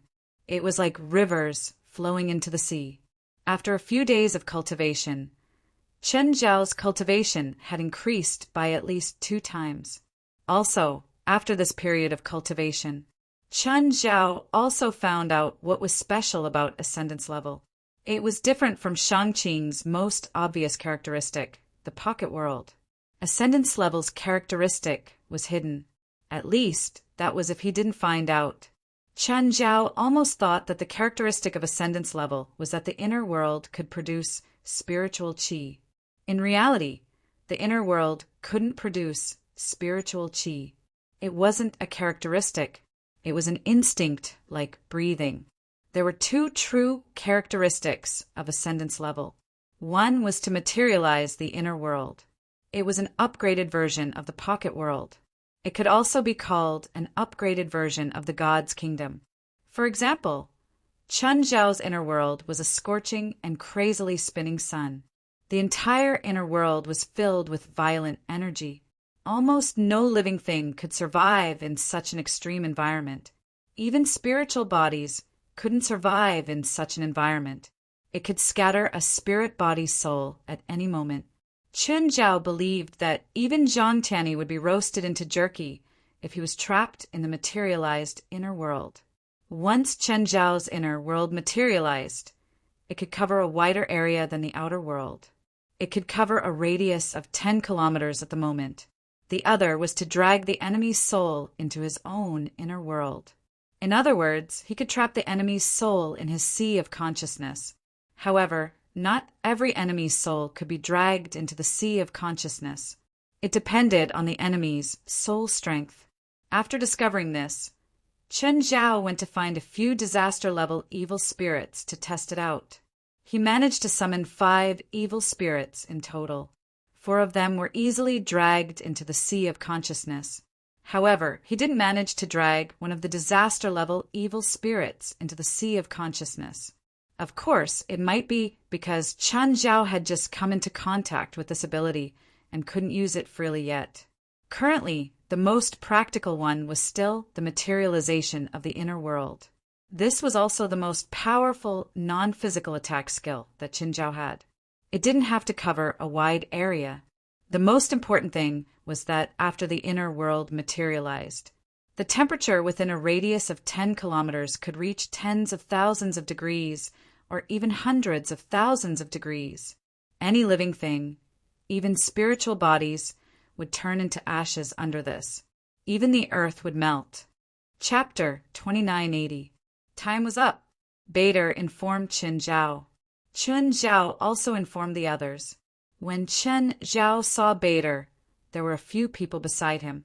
They were very strong. They were all in the Shangqing realm, but they weren't gods. Chen Zhao glanced at Zhang Tianyi, inquiring about the situation with his eyes. Why did so many Shangqing realm cultivators suddenly appear? Were Shangqing realm cultivators so worthless now? Zhang Tianyi looked at the strangers with a confused and strange expression. It would be fine if he didn't know 1 or 2 powerful hermits, but there were so many of them, and he didn't know any of them. Most importantly, they weren't old. They looked to be in their 20s or 30s. They'd actually reached the Shangqing realm. Their talents weren't much worse than Chen Zhao's. Smiling, Bader and Chen Zhao met. "Mr. Qin, you're here." "Yeah, looks like you found a lot of helpers."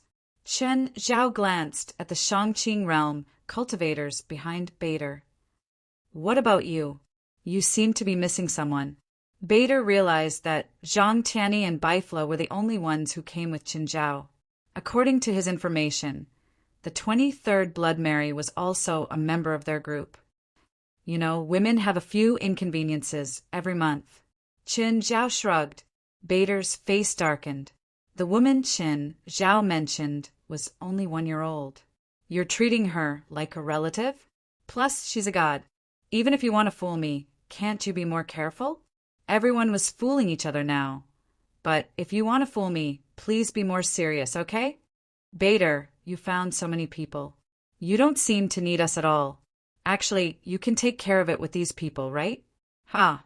They're not as strong as you think," Bader said, chuckling. Of course, Chen Zhao could feel it. Baifla and Zhang Tianyi could too. These Shangqing realm cultivators were indeed very strong in the eyes of regular cultivators. However, compared to the few of them, the difference was not just a little bit. It seemed like they had the advantage in numbers. Actually, if they really fought, any one of Chen Zhao, Zhang Tianyi, or Baifla could take care of them all. They didn't even need to rest. From the looks of it, these people were just for show. Chen Zhao, Baifla, and Zhang Tianyi were sellers. Opposite them was a group of buyers. Of course, there was another problem that couldn't be ignored. Chen Zhao, Baifla, and Zhang Tianyi were powerful in many aspects. Many factors contributed to their strength. For example, perfected Qingping, whose cultivation was right behind Zhang Tianyi's. However, her actual combat ability was about the same as the 23rd generation Blood Mary. Taoist Master Qingping was considered quite outstanding. There were also some Shangqing realm cultivators, but their actual combat power might not even be as strong as Immortal Qingping. This was the case for the people in front of him. Of course, there were many reasons why they were weak. One of the reasons was that Chen Zhao, Baifla, and Zhang Tianyi all sensed that they didn't enter the Shangqing region through normal means. It was hard to tell, but they looked like a simplified version of the Shangqing realm. Chen Zhao, Baifla, and Zhang Tianyi were using the ultimate VIP version. If these were Baldur's trump cards, Chen Zhao, Baifla, and Zhang Tianyi would probably wake up laughing. Although their eyes were unruly and arrogant, Chen Zhao, Baifla, and Zhang Tianyi were all smiling. They were like good people who didn't want to be angry at them at all. But Chun, Zhao, Baifla, and Zhang Tianyi really didn't want to have a conflict with them. Right now, Chun, Zhao, Baifla, and Zhang Tianyi really didn't want to have a conflict with them. They really didn't want to have a conflict. Because if they did, Balder would find out that the people he brought were all just for show. What if he changed the players in the middle? Balder, how do we go to Asgard? Or do we need to take a plane? Have you booked a plane ticket? Balder ignored Chun Zhao's nonsense. He took out a compass and looked up at the sky. Chun Zhao also looked up. There was nothing in the sky. Suddenly, a beam of light shot out from the compass in Balder's hand. The light landed in the sky and formed a circle of light. Go up! Everyone flew into the sky. This circle of light was a crack in an alternate space. Chun, Zhao, Baifla, and Zhang Tianyi exchanged glances and entered the crack together. But there was nothing in this alternate space. The surroundings were pitch black. Chun, Zhao, Baifla, and Zhang Tianyi didn't feel any aura or material. It was a completely empty, alternate space. But the three of them kept their auras closely connected. As long as something happened to one of them, the other two would know instantly too. Balder also brought his subordinates into the alternate space. Balder, there's nothing here. Don't tell me this is Asgard. Of course not. This is just a transfer station. Balder activated the compass again. The compass shot out another beam of light and opened another crack in space. Everyone entered again. Another transfer station? Yes. Balder activated the compass again. A third crack appeared. Just as they entered the third crack in space, everyone's feet touched solid ground. They realized that they'd stepped on solid ground. It wasn't empty anymore. There was light, land, and mountains, but there was no water or life. Everything here was very desolate. There were dark red sand and rocks everywhere. It was as if the entire world was a red desert. Old Zhang, Baifla, is it okay for him to bring us all the way to the transfer station? It's okay for now, Zhang Tianyi said. The alternate spaces we've been to so far are all regular transitions. As the god realm of the Asgard gods, Asgard obviously won't be too close to the main world like other alternate spaces. It should be a few worlds away, but this world shouldn't just be used as a transfer station. It should be a world with life. There's still traces of war here. There's still a small amount of life hiding deep underground, Baifla said. But they're all very weak and unintelligent. Just then, Balder activated the compass for the fourth time. There was a huge piece of land behind the fourth crack in space. It floated in the air. The entire land was filled with natural life. Alfheim. Surprise flashed in Baifla's eyes. You know this place? Chun Zhao asked. It's one of the 9 realms controlled by the Asgard gods, the Elven Kingdom, the Holy Land of Light. Chapter 2981. It was completely different from the previous 3 worlds. The first 2 worlds only had emptiness. There was nothing else. The third world only had barren land. But this Alfheim looked like a paradise. It was full of vitality. The air was filled with a thick aura of nature. It was an endless expanse of green. The 3 communicated telepathically. At the same time, Baifla told Chun Zhao about the 9 realms in Norse mythology. Asgard was the top, the divine realm. It was the world of the Asgard gods. Below that was Vanaheim, the world of the Vanir gods. Odin's wife, Freya, was a Vanir god. She controlled mysterious magic that even Odin couldn't. Then there was Alfheim, the home of the elves. Alfheim was almost a blessed world. It could be said to be a paradise in the 9 realms. Below that was the Midland, the human world. Then there was Jotunheim, the land of the giants. Almost all the giants in Norse mythology came from Jotunheim. Svartalfheim, a world dominated by skilled dwarves. Then there was Heim's underworld, the home of the dead in Norse mythology. Niflheim, a world of frost and also a hell of frost. Muspelheim, a world of fire and a hell of fire. Surtr was the ruler and guardian of Muspelheim. Surtur was also the terminator of the world and the final verifier of the twilight of the gods. This place isn't normal, Qin Zhao said. What's wrong? What did you find? I can't tell. Chen Zhao shook his head. Just then, Bader activated the compass again. It seemed like he didn't plan to stay here for too long. Bader, can't you open the door to Asgard in one go? Do you have to tour the 9 realms in one day? I want to, but I can't. Why? Because the world tree connects the 9 realms. The 9 realms are like leaves on the branch. You can only walk from the neighboring world. You can't move between the 2 worlds. Earth is connected to the world tree too? Chen Zhao asked. Yes, but I don't see any connected trees. The world tree isn't the plant you know. Forget it. Even I don't know what it looks like. All right, how many more worlds? There's one more. He'll be here soon, Bader answered calmly. Bader then opened another world entrance of nothingness. The 3 of them entered at the same time. However, Bader did not come in. Then the entrance was closed. The 3 of them looked at each other. We seem to have fallen into a trap. Remove the seam. Qin Zhao said expressionlessly. We've fallen into a trap. There's something wrong with this world. Zhang Tianyi frowned. My magic power is flowing away. Me too. Befora and Zhang Tianyi looked at him at the same time. Okay, I don't feel anything. Chen Zhao shrugged. What's going on here? Why is our magic power depleting so badly? Why are you fine? Baifla and Zhang Tianyi looked at him annoyed. Isn't it obvious? The difference in strength. I reckon that the God of Light is waiting right now to trap us here. Once our power is completely depleted, he will directly attack us. I thought he would wait for us and Odin's soul to mutually injure each other before making a move. What do we do now? If we run out of magic power, we'll be lambs waiting to be slaughtered. Can we find a way out? Zhang Tianyi shook his head. It's nothingness here, but the space is rather stable. Plus, we don't even have a dimensional beacon. Even if we spend a lot of effort to open a spatial rift, we don't know where we'll go. We'll probably really be wandering between dimensions. Then you don't have a dimensional beacon for Earth. Yes, but this place isn't connected to Earth. Didn't you record any dimensional beacons in the previous worlds we passed through? Do you know how to get a dimensional beacon?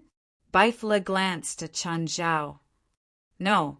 For example, in this world, we need the distance of at least 10 celestial bodies to this world to get a more accurate coordinate. For example, Earth is the simplest. It's in the solar system and the numbers are more accurate, so it's easy to get Earth's dimensional beacon. If we're in other worlds, we need professional stargazing to get a dimensional beacon, and it might not be accurate either. Qin Zhao looked around. Then this world is nothingness and there are no celestial bodies. What do? Then we create our own celestial bodies and throw them out with our own power to act as a celestial body, Baifla said. But usually, this kind of dimensional beacon isn't accurate because it can't last long if you throw it out with your own power. It's far from having a celestial body as a beacon. Plus, how big can you create a celestial body with your own power? In other words, the more celestial bodies there are and the more accurate the distance between this world and the celestial body is, the more accurate the value of the dimensional beacon will be, right? Yes. It's not hard to create a celestial body, Qin Zhao said. It's not hard to maintain it for a long time. Let me try. With that, Chen Zhao released his inner world. Instantly, everything within a 10-kilometer sphere was covered in scorching heat. Stop! Zhang Tianyi and Baifla immediately felt the terrifying heat wave. Under normal circumstances, such an environment would affect them too. But it wasn't enough to make them flustered. But now, they were in an alternate world. Their spiritual power was flowing out like crazy again. If they had to use spells to protect themselves again, it would flow out even faster. I almost forgot. Chen Zhao immediately used his power to protect the two. I almost forgot. Chen Zhao immediately used his power to protect the two. My spiritual power stopped flowing out. The loss of my magic power has stopped. Me too. Zhang Tianyi and Baifla realized that after being protected by Chen Zhao's power, not only were they no longer affected by the high temperature of Chen Zhao's inner world, but even their spiritual power had stopped flowing out. How did you create such a terrifyingly hot environment? This is a unique ability of the Ascendant state. This is actually my inner world, Chen Zhao said. I just gave you my personal power so that you can resonate with your inner world. Then, you won't be affected by the high temperature of my inner world anymore. I think I get it. Zhang Tianyi thought about it and nodded.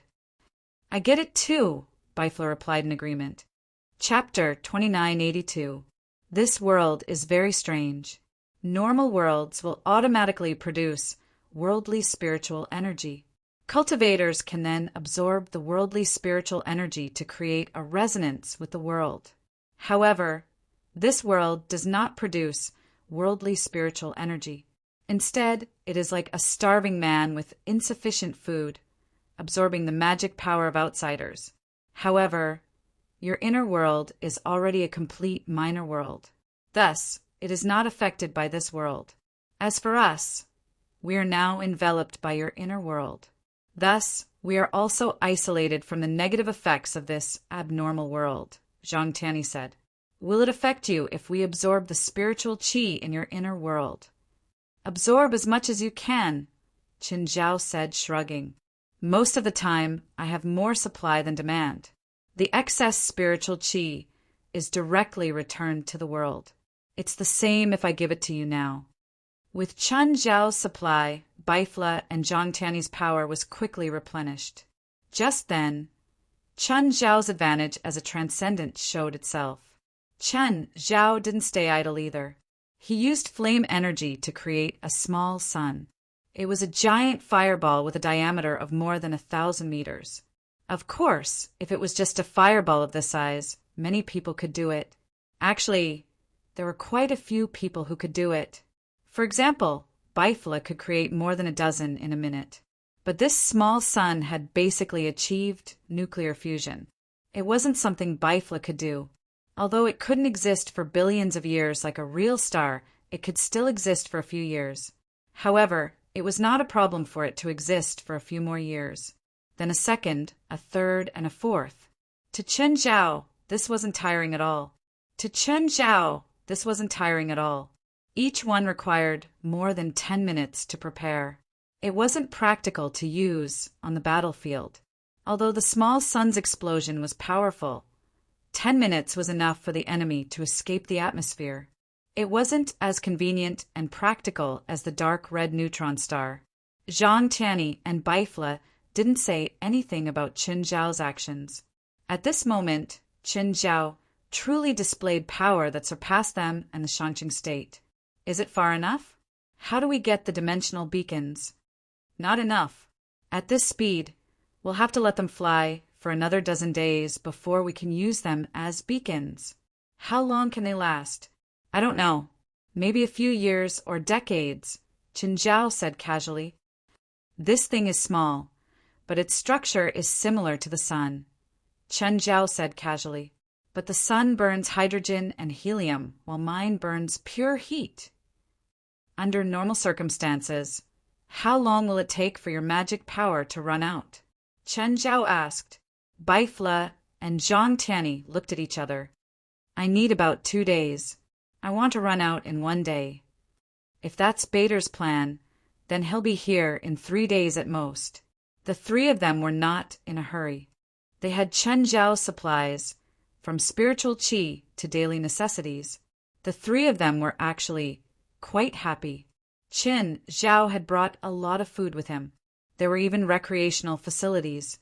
The only thing that made Zhang Tianyi and Baifla uncomfortable was that they had to leave Chen Zhao's inner world every time they ate.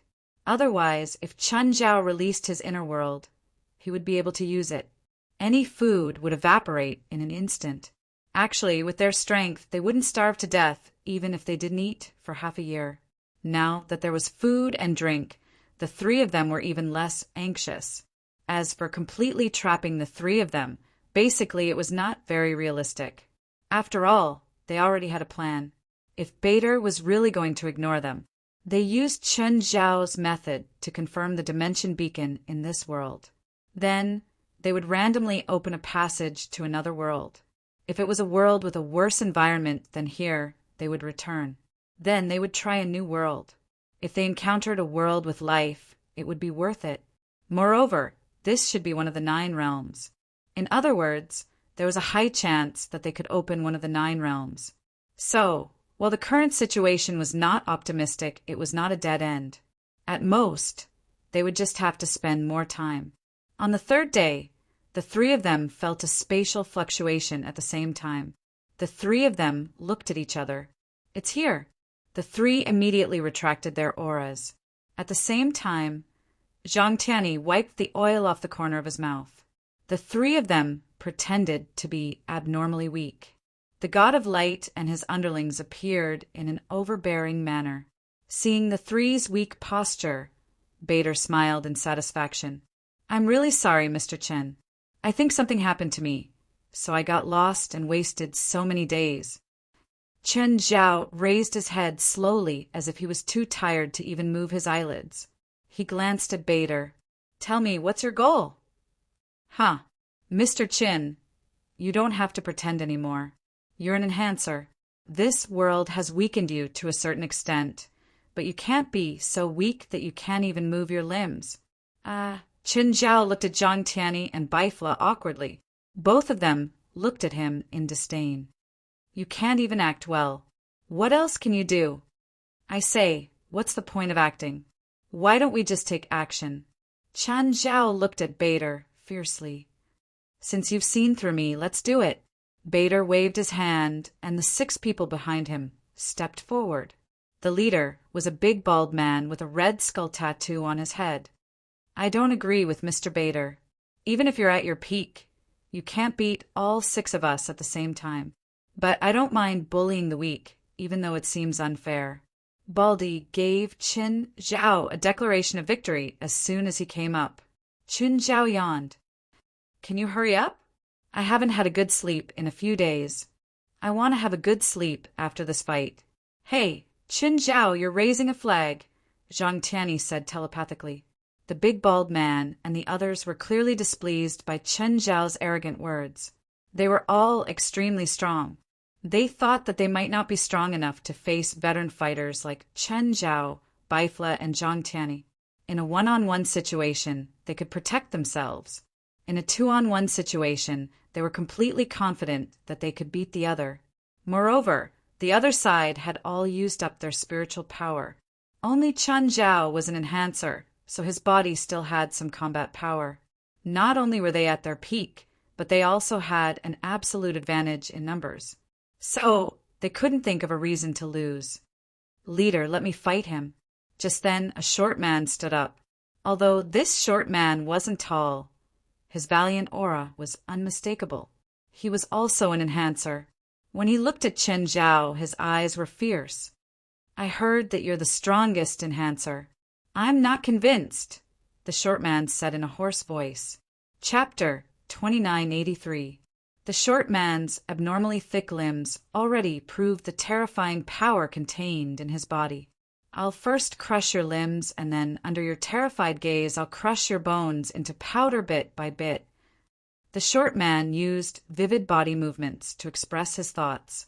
Uffed! Zhang Tianyi couldn't help but laugh. Chen Zhao turned around and glared at Zhang Tianyi. You said I don't know how to act? What's with your laughter? Are you going to take responsibility for scaring Bader away?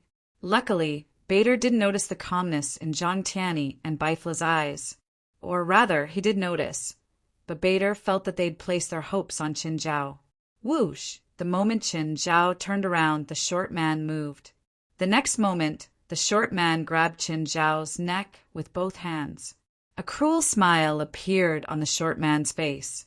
But what greeted him was Chen Zhao's equally cruel smile. You should use more strength. You won't be able to crush my limbs, nor will you be able to crush my bones.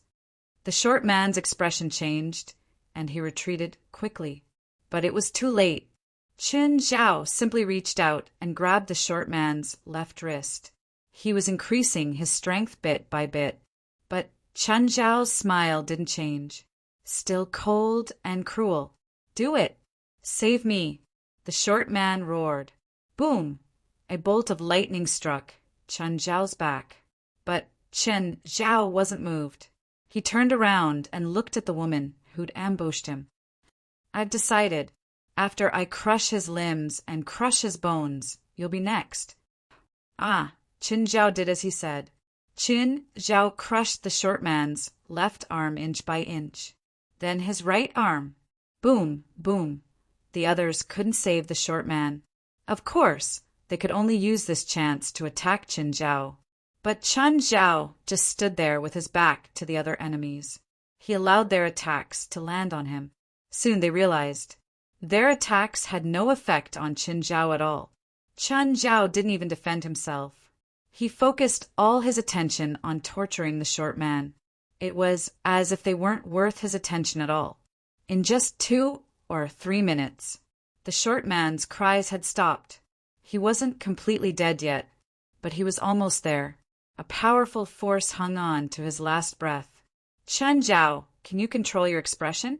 I think we're on the side of justice, but your smile makes you look like a villain, a crazy god at that."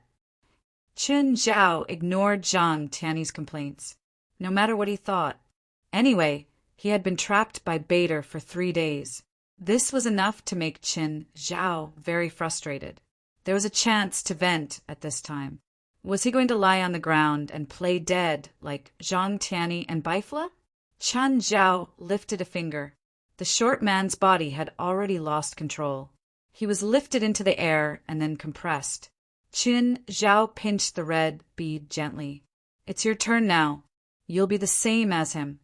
Don't worry. I'll take good care of the pearls made from the flesh and blood of experts." The other 5 felt a chill run down their spines. Chen Zhao looked at the woman who controlled the lightning. "Let's start with you." Ah, without warning, the woman's body was squeezed and deformed. "Save me! Save me!" The remaining 4 people's faces were instantly filled with fear. They were Shangqing realm experts. How could they be crushed by this man through the air? Bader's expression changed. Damn! Chen Zhao must have used up all his mana. His little world was still there. But in this environment where there was no air or spiritual qi, his little world was practically non-existent. How could he still be so powerful when facing a Shangqing realm expert who was in perfect condition? Bader accepted Chen Zhao's strength. After all, he had experienced it himself. That strength made him unable to fight back at all. But he had no mana now, and his body couldn't be strengthened. No matter how strong he was, there should be a limit, right? Of course, Chen Zhao was an enhancer after all. His body had to be thoroughly tempered. So, it was understandable that he defeated the short man. The short man was also in the Shangqing realm. But he wasn't a normal Shangqing realm expert. He could accept losing to an experienced enhancer like Chen Zhao, but Bader couldn't accept Electrus's death. Chen Zhao held the second red bead in his hand. Chen Zhao looked at Baldy. "I like unfair battles too." Baldy's expression turned extremely ugly. "Retreat. Too late." The first suddenly felt like their necks were being strangled. Chen Zhao wasn't just suppressing them in terms of level. It was because his opponents were too weak. If it were Zhang Tiany or Baifla, even if they were 1 realm lower than Chen Zhao, even if they were in a weakened state, Chen Zhao couldn't end the battle easily. He was confident that he could win in a 1-on-1 situation. But if it was 1 against 2, neither of them would be able to survive. But the 4 he was facing were also in the Shangqing realm, but they were really too weak. Chen Zhao even felt that they were insulting this realm. It was extremely insulting. "You're really weak." The 4 didn't die. They were still resisting, stubbornly. But Chen Zhao's words stung them deeply. They really wanted to explode. But the enemy they faced couldn't be shaken at all. The difference was too great. They couldn't turn the tide just by exploding. Chen Zhao looked at Bader. Bader's face was ashen. He took out his compass and wanted to leave. His thought was simple. Chen Zhao's current dominance was his miscalculation. Maybe Chen Zhao had a stronger foundation. But how long could he last? 10 days? 20 days? Or 30 days later? Without the support of the spiritual qi of heaven and earth, in the end, he would still continue to weaken. His body would also gradually lose its vitality. But just then, countless golden lights flashed in the sky. Bader suddenly looked up and saw countless golden talismans appear above his head. The talismans almost turned half the sky golden. They surrounded him densely. Bader's expression changed drastically. He didn't have time to activate the compass anymore. Instinctively, he wanted to escape. But Zhang Tianyi was faster. Dharma is like a mountain. Seal the heavens, go. In an instant, countless rays of golden light shot toward Balder. Bader could only protect his body. Countless golden talismans stuck to Bader's body. Bader immediately felt that something was wrong. Oh no, these are demon-sealing talismans. Bader's body seemed to be frozen. He couldn't even move a finger. The next moment, Bader's hand was empty. The compass was in Chen Zhao's hand. Chapter 2984. Bader panicked immediately. Give it back. Bader couldn't care less about his fear now. A beam of white light exploded from his body, shattering the talisman Zhang Tianyi had stuck on him. He lunged at Chen Zhao. In fact, Zhang Tianyi's control over this move wasn't strong. The real effect only lasted for a moment. It was to create an opportunity for Chen Zhao, as long as Bader took out the compass. Then Chen Zhao would attack immediately. But when Bader reacted, Chen Zhao put away the compass. He watched as Bader head-butted him. Chen Zhao laughed. If you're stubborn, go ahead. If I take a step back, I'll admit defeat. As expected, Bader stopped himself in time. He looked at Chen Zhao with anger in his eyes. Sorry. Chen Zhao smiled at Bader. Looks like you've lost. Humph. You can't kill me. None of you can. Then, as the god of light, you can be sealed in this world of nothingness and darkness forever, Zhang Tianyi said. But before you're sealed, you'll enjoy 3 times the happiness. Baifla blocked Bader's retreat from another direction. Bader's expression was still firm, even a bit mocking. Mr. Qin, how many days have you been away? Chen Zhao turned to Zhang Tianyi. How many days have we been away? About 3 or 4 days. Then your family should have been guests at my place for 3 or 4 days, Bader said proudly. Really? I remember that when I left, I sent them to a friend's house who had her period. Are you sure you have them? Bader's expression changed again. Damn, he forgot about Blood Mary 23. Come, tell me what other trump cards you have. Chen Zhao grinned at Bader. Bader's expression was bitter. It wasn't that he didn't have any trump cards. More importantly, he was facing 3 people. There was no trump card in the world that could help him defeat 3 enemies stronger than him at the same time. At their level, if they made some preparations, they could indeed defeat enemies stronger than themselves. But the price of such preparations wasn't even high. It wasn't a 100% chance either. Not to mention that he was facing 3 people. Old Zhang were righteous people. You said it yourself. Take out a mirror and look at yourself, Chen Zhao said telepathically. But the next moment, when Chen Zhao and Zhang Tianyi heard Baifla's words, they felt that they would definitely be labeled as villains. I want to give it a try. Can your immortal body withstand the inextinguishable flame? Bader shuddered and almost wet his pants. Damn it, who are these people? Baifla, did you get the wrong script? If we don't play shit, what the fuck would we do? Don't you want Odin's treasure? Bader could only use his ultimate move. The 3 of them looked at each other. I'm afraid Odin's treasure doesn't exist. Do you know why I'm looking for him? Bader pointed at him. Why? Isn't it because I'm strong? Chen Zhao asked narcissistically. what are you laughing at? Do you want to get beaten up in advance? So what's your answer? Do you want Odin's treasure? Yes. Then we still have time to talk. But just then, Qin shook his head. Whether or not you want Odin's treasure has nothing to do with us beating you up. Bader was miserable. Qin Zhao, Baifla, and Zhang Tianyi didn't hold back at all. They didn't need to hold back either. Bader was the most perfect punching bag in the world. Even Zhang Tianyi was shocked by his immortal body. Both he and Baifla couldn't kill Bader no matter how hard they tried.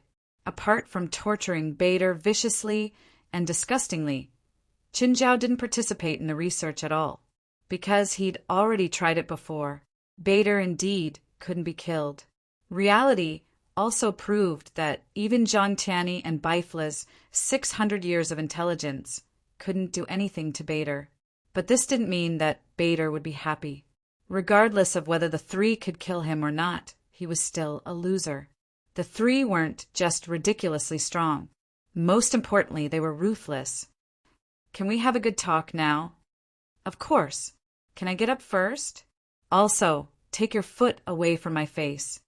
Bader was furious. He felt like he'd lost all his dignity as a god in this battle. Baifla was the weakest among the three, but that was only relative. In fact, Baifla had revived him the most times in the shortest amount of time. Against Chen Zhao and Zhang Tianyi, Bader could at least struggle a little. The difference was still huge, but at least he could live a little longer. But against Baifla, Bader felt that all his attacks and defenses were futile. Baifla would kill him instantly. Instant kill. Instant kill. Instant kill. This was Baifla's specialty. As long as the opponent wasn't as strong as him, he could kill them instantly. Bader was a living example. Moreover, Baifla's inextinguishable flame was terrifying, because Baifla used his full strength in every attack. After one attack, if the enemy didn't die, he would be the one lying down. Of course, it didn't mean that Baifla couldn't fight after one attack. It was just that he took a long time to charge up. He wasn't like Qin Zhao, who could finish things with a punch. How fast he could punch and how many times he could punch depended on his stamina. After one attack, Baifla needed to pause for a few seconds to recover.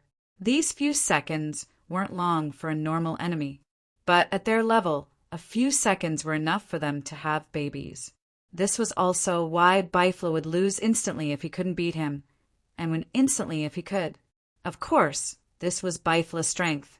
There weren't many people who could make him lose instantly. The two beside him were already half of them. Bader clearly wasn't one of them.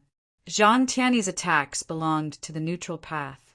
This was related to the Taoist concept of peace and inaction. Whether it was offense or defense, he was steady and steady. This calmness gave him a lot of leeway when he attacked. He didn't feel sharp at all. He couldn't decide the battle in one move like Baifla, but he won in being steady and steady. Every time he faced Zhang Tianyi, Bader always felt that if he worked harder, he might be able to defeat Zhang Tianyi. Then this illusion lasted until the end, and he still had this illusion. In the end, he cried. Fighting against Zhang Tianyi really wasn't something a human could do. The feeling of clearly winning but not being able to win was really unbearable. Fighting against Chen Zhao, on the other hand, was a different feeling. He just felt that he couldn't beat Qin Zhao. Baifla was like his own flame, invading like fire. Either he extinguished the fire, or he was burned to ashes by the fire. When fighting against Zhang Tianyi was like a mountain. He felt that he had a chance to climb over, but he didn't know that the mountain was much higher and steeper than it looked. The feeling that Chen Zhao gave Bader was like a human facing a large carnivorous beast. At first glance, he felt that he couldn't beat this guy. Chapter 2985. I'm looking for Mr. Qin because Odin's treasure needs a strong man. Strong man? You have it yourself, right? That shorty that I crushed earlier had quite a bit of strength. Him. Bader said. He's strong, but he's not enough. Reality also proved that he really wasn't enough before Qin Zhao. No, he shouldn't compare him to Qin Zhao. It felt like they were in different dimensions. Those few didn't break through by themselves, right? Zhang Tianyi said, squinting. Bader couldn't help but look up at Zhang Tianyi. How did you know? They have cultivation, but they don't have their own path, Zhang Tianyi said. Old Zhang, is the path you're talking about a realm? I remember when we first met, you also said that I had cultivation but no realm.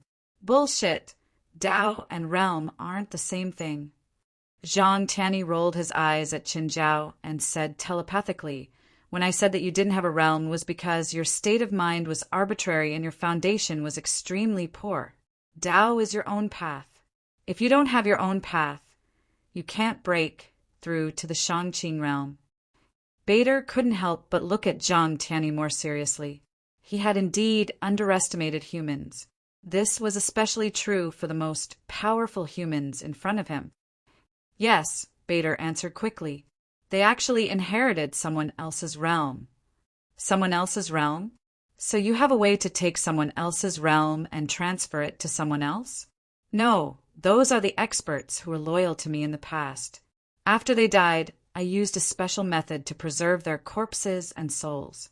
Then, when I need them, I will transfer a part of their souls to another body and merge with that person's soul. That method seems feasible, but those who broke through by trickery probably don't live long, right? Merging with the souls of the dead means that their souls will decay faster, but the advantage is obvious too. They can be reused. Back to the topic, Qin Zhao reminded. Bader glanced at Qin Zhao and shrugged. I need someone who can push Asgard forward. What? Push Asgard forward? That's a whole world. You think I can push it forward? Asgard is big, but it's not a complete world. Bader said, Asgard is actually the same as Alfheim. It's a floating continent, only half the size of Alfheim. After the Battle of Dusk, 1/3 of Asgard's area was shattered, so it's actually not that big. At least, it's much smaller than a world. I still don't understand. Why do we need Qin Zhao to promote Asgard? Could it be that Odin's treasure is buried under Asgard? No, Odin's treasure will only open when Asgard moves to a certain position. In the past, during the Age of the Gods, Asgard would operate on its own, but now Asgard is almost completely damaged and has long lost the ability to operate on its own. So, if there are no accidents, Odin's treasure will never appear. Then what was your original purpose? Seize his body and use the soul I prepared beforehand to invade his body. Bader did not use any euphemism to describe his purpose. Instead, he directly expressed his intentions and goals. In other words, there's never been a soul of Odin, and your goal isn't Asgard? Asgard is already ownerless, Bader said. Odin is long dead. Qin Zhao was rather angry, but he still maintained a smile. How do I use this? Qin Zhao asked, holding the compass. Don't reach out. It belongs to me now. It records the dimensional beacons of the 9 realms. So, as long as I have this, I can travel through the 9 realms freely? Bader nodded. Qin Zhao asked again. So, as long as you have this, you're worthless. Is that what you mean? Bader could already see evil smiles on the three's faces. Wait, you still don't know where Asgard needs to be moved to, right? So, you still need me. Since the location of Odin's treasure is hidden in an alternate dimension, it must follow the laws of magic. So, if we spend some time, we should be able to figure it out, Bifla said. So, you're not indispensable. Then do you know Vanir magic? Bader asked unhurriedly. What? Even if you find Odin's treasure, you will not be able to open it if you don't know Vanir magic. A self-destruct magic array has been set up in the treasury. If you open the treasury without using Vanir magic in advance, the self-destruct magic array will automatically activate. Who would install a self-destruct device on their safe? I feel like you're begging for mercy, Qin Zhao said. Anyway, I don't have it. Because the value of your safe can't compare to Odin's, Zhang Tianyi said. Whose side are you on? I'm just stating the facts. In other words, I can't beat him up again, cut up his body, and hide it somewhere else. Why would you have such a strange idea? Isn't it always like that in movies? The demon's body is separated and sealed. Only by reassembling it can he be completely resurrected. I'm a god, Bader said, annoyed. It doesn't matter. Chen Zhao didn't care about Bader's identity. Actually, if it were me, I would just throw you into the sun. I don't know if you can resurrect infinitely on the sun. Bader didn't know himself. He just felt that the human before him really knew how to make himself suffer. Chen Zhao handed the compass to Zhang Tianyi. Zhang Tianyi studied it for a bit and understood how to use it. Which dimensional beacon is Asgard's? Zhang Tianyi asked. From his perception of the compass, there were a total of 4 dimensional beacons. One of them was Alfheim, which meant that there were 3 more dimensional beacons, all of which could be Asgard. The one with the lowest value is Asgard. Zhang Tianyi nodded. Qin Zhao and Baifla both moved closer to Zhang Tianyi. Just as Bader was hesitating whether to go closer, Qin Zhao pulled him to his side. Zhang Tianyi successfully opened a spatial crack. The 3 looked at each other and entered at the same time. Chapter 2986. It was a broken piece of land. At the moment, everyone in the sky could see Asgard from all directions. Asgard was like a huge inverted mountain floating in the air. Of course, the size of this inverted mountain was thousands of times larger than the largest mountain known to everyone. The plain facing upwards was a group of magnificent buildings. However, the buildings had clearly been severely damaged. Many craters were left on the ground like meteorites. Most of the buildings were in ruins. It was still majestic, but it couldn't hide the aura of decay. A corner of the ground was broken. It had probably been smashed by an extremely powerful existence. Just then, Qin Zhao felt many auras. Powerful auras. Many powerful auras appeared in the buildings of Asgard. There were more than 100 of them. More than a dozen of them weren't weaker than Bader. At the same time, Bader suddenly broke free from Qin Zhao's control. He'd even severed his arm. Qin Zhao was still holding the broken arm tightly. A muscular man with a single arm came to Bader's side. Bader, what's wrong? There's a problem with the plan. Bader looked at Qin Zhao, his eyes flashing. Ah. Qin Zhao sighed and tossed Bader's arm away. I knew it would be like this. Bader's arm moved a little too. When he looked at Qin Zhao, his eyes were filled with complicated emotions. He looked at Zhang Tianyi and Baifla. You too, this shouldn't be your battlefield, Bader said. It doesn't belong to you. The 9-world waymark is in your hands. You have a chance to leave now. Leave. Really?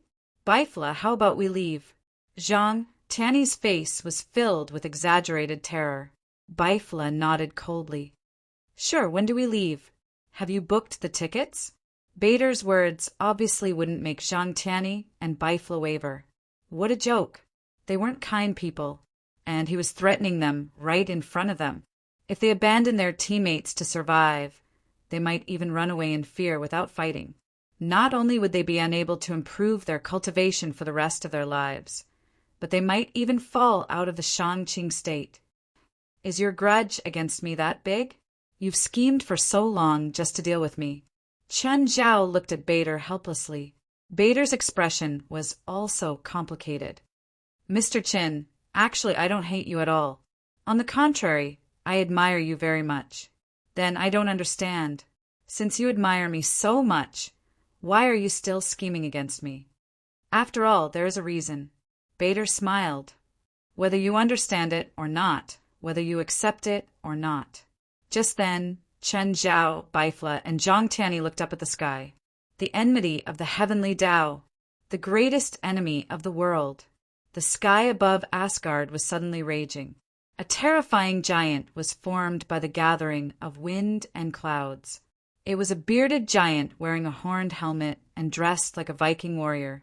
The giant held a long spear formed from thunderclouds and wore an eye patch over one of his eyes. This image almost indicated his identity. Odin, the king of the gods in Norse mythology. Bader's biological father. My children, fight for me. Odin let out a deafening roar. At the same time, Odin pointed his spear at Qin Zhao, Bifla, and Zhang Tianyi, shooting out a rainbow. Qin Zhao's inner world materialized and assimilated Zhang Tianyi and Bifla's auras. That way, they wouldn't lose because they didn't have enough energy to fight in this world. The world of flames immediately blocked the rainbow. At the same time, it made the nearby gods retreat in pain. A few of the slower ones were immediately ignited by the furnace. Zhang Tianyi and Bifla also made their moves at this time. "Looks like we'll be the ones to start the second dusk," Qin Zhao said, chuckling. Zhang Tianyi and Bifla laughed too. Of course, the situation they were facing right now and their emotions weren't as relaxed as they seemed. They were facing more than 100 gods. There was also an unknown king of the gods. From the looks of it, they definitely weren't weak. The dark red neutron star in Qin Zhao's hand suddenly shot into the crowd. Instantly, more than a dozen gods were covered by the dark red neutron star's impact. The ground of Asgard was also baptized by the dark red neutron star's impact. The gods that were affected by the shockwave dissipated in an instant. Both sides were shocked by Qin Zhao's terrifying attack. The three didn't even have time to be happy. Suddenly, they saw the gods that should have been destroyed reappear. Once again, they appeared in front of the three of them and scathed. "What's going on?" "No way. Are they like Baldur? Immortal bodies? If that's the case, then we're in big trouble." Baldur wasn't very strong, but the trouble was his immortal body. Apart from sealing him, there was almost no way to kill him. Just like Qin Zhao's firm opinion, when the opponent couldn't kill you, you had the chance to choose how to kill the opponent. Qin Zhao frowned. "No, they're not alive. They only have souls. At least, most of them only have souls." "How is that possible? I didn't notice anything." Zhang Tianyi looked at Qin Zhao in confusion. He thought that he had good eyesight. He wouldn't be unable to tell if the enemies were alive or pure spirits. Qin Zhao didn't just see it. He realized that when the bodies of the gods he had destroyed were being reconstructed, the spiritual qi of heaven and earth gathered towards them. It was the spiritual qi of heaven and earth that had reconstructed their bodies. It wasn't their own abilities that had caused them to be interrogated. It was the world that had reconstructed them. Qin Zhao could notice their abnormalities, because Qin Zhao could do it himself. Qin Zhao's heart jumped. He suddenly thought of something. "Old Zhang, Bifla, you'll be in charge of the battle later. Block any attacks for me." "What are you going to do?" "Use a new big move," Qin Zhao said. Bifla and Zhang Tianyi nodded. Their trust in Qin Zhao meant that they didn't need to question him. Suddenly, a dark cloud covered the three of them. Then it started pouring. The rainwater fell into Qin Zhao's furnace. The world was immediately evaporated. Large amounts of steam covered all of Asgard. In the blink of an eye, everyone lost their vision. Whether it was the people or the gods present, they could only judge the situation of the battlefield through their senses. To the Norse gods, it was undoubtedly more advantageous. After all, they were protected by the world.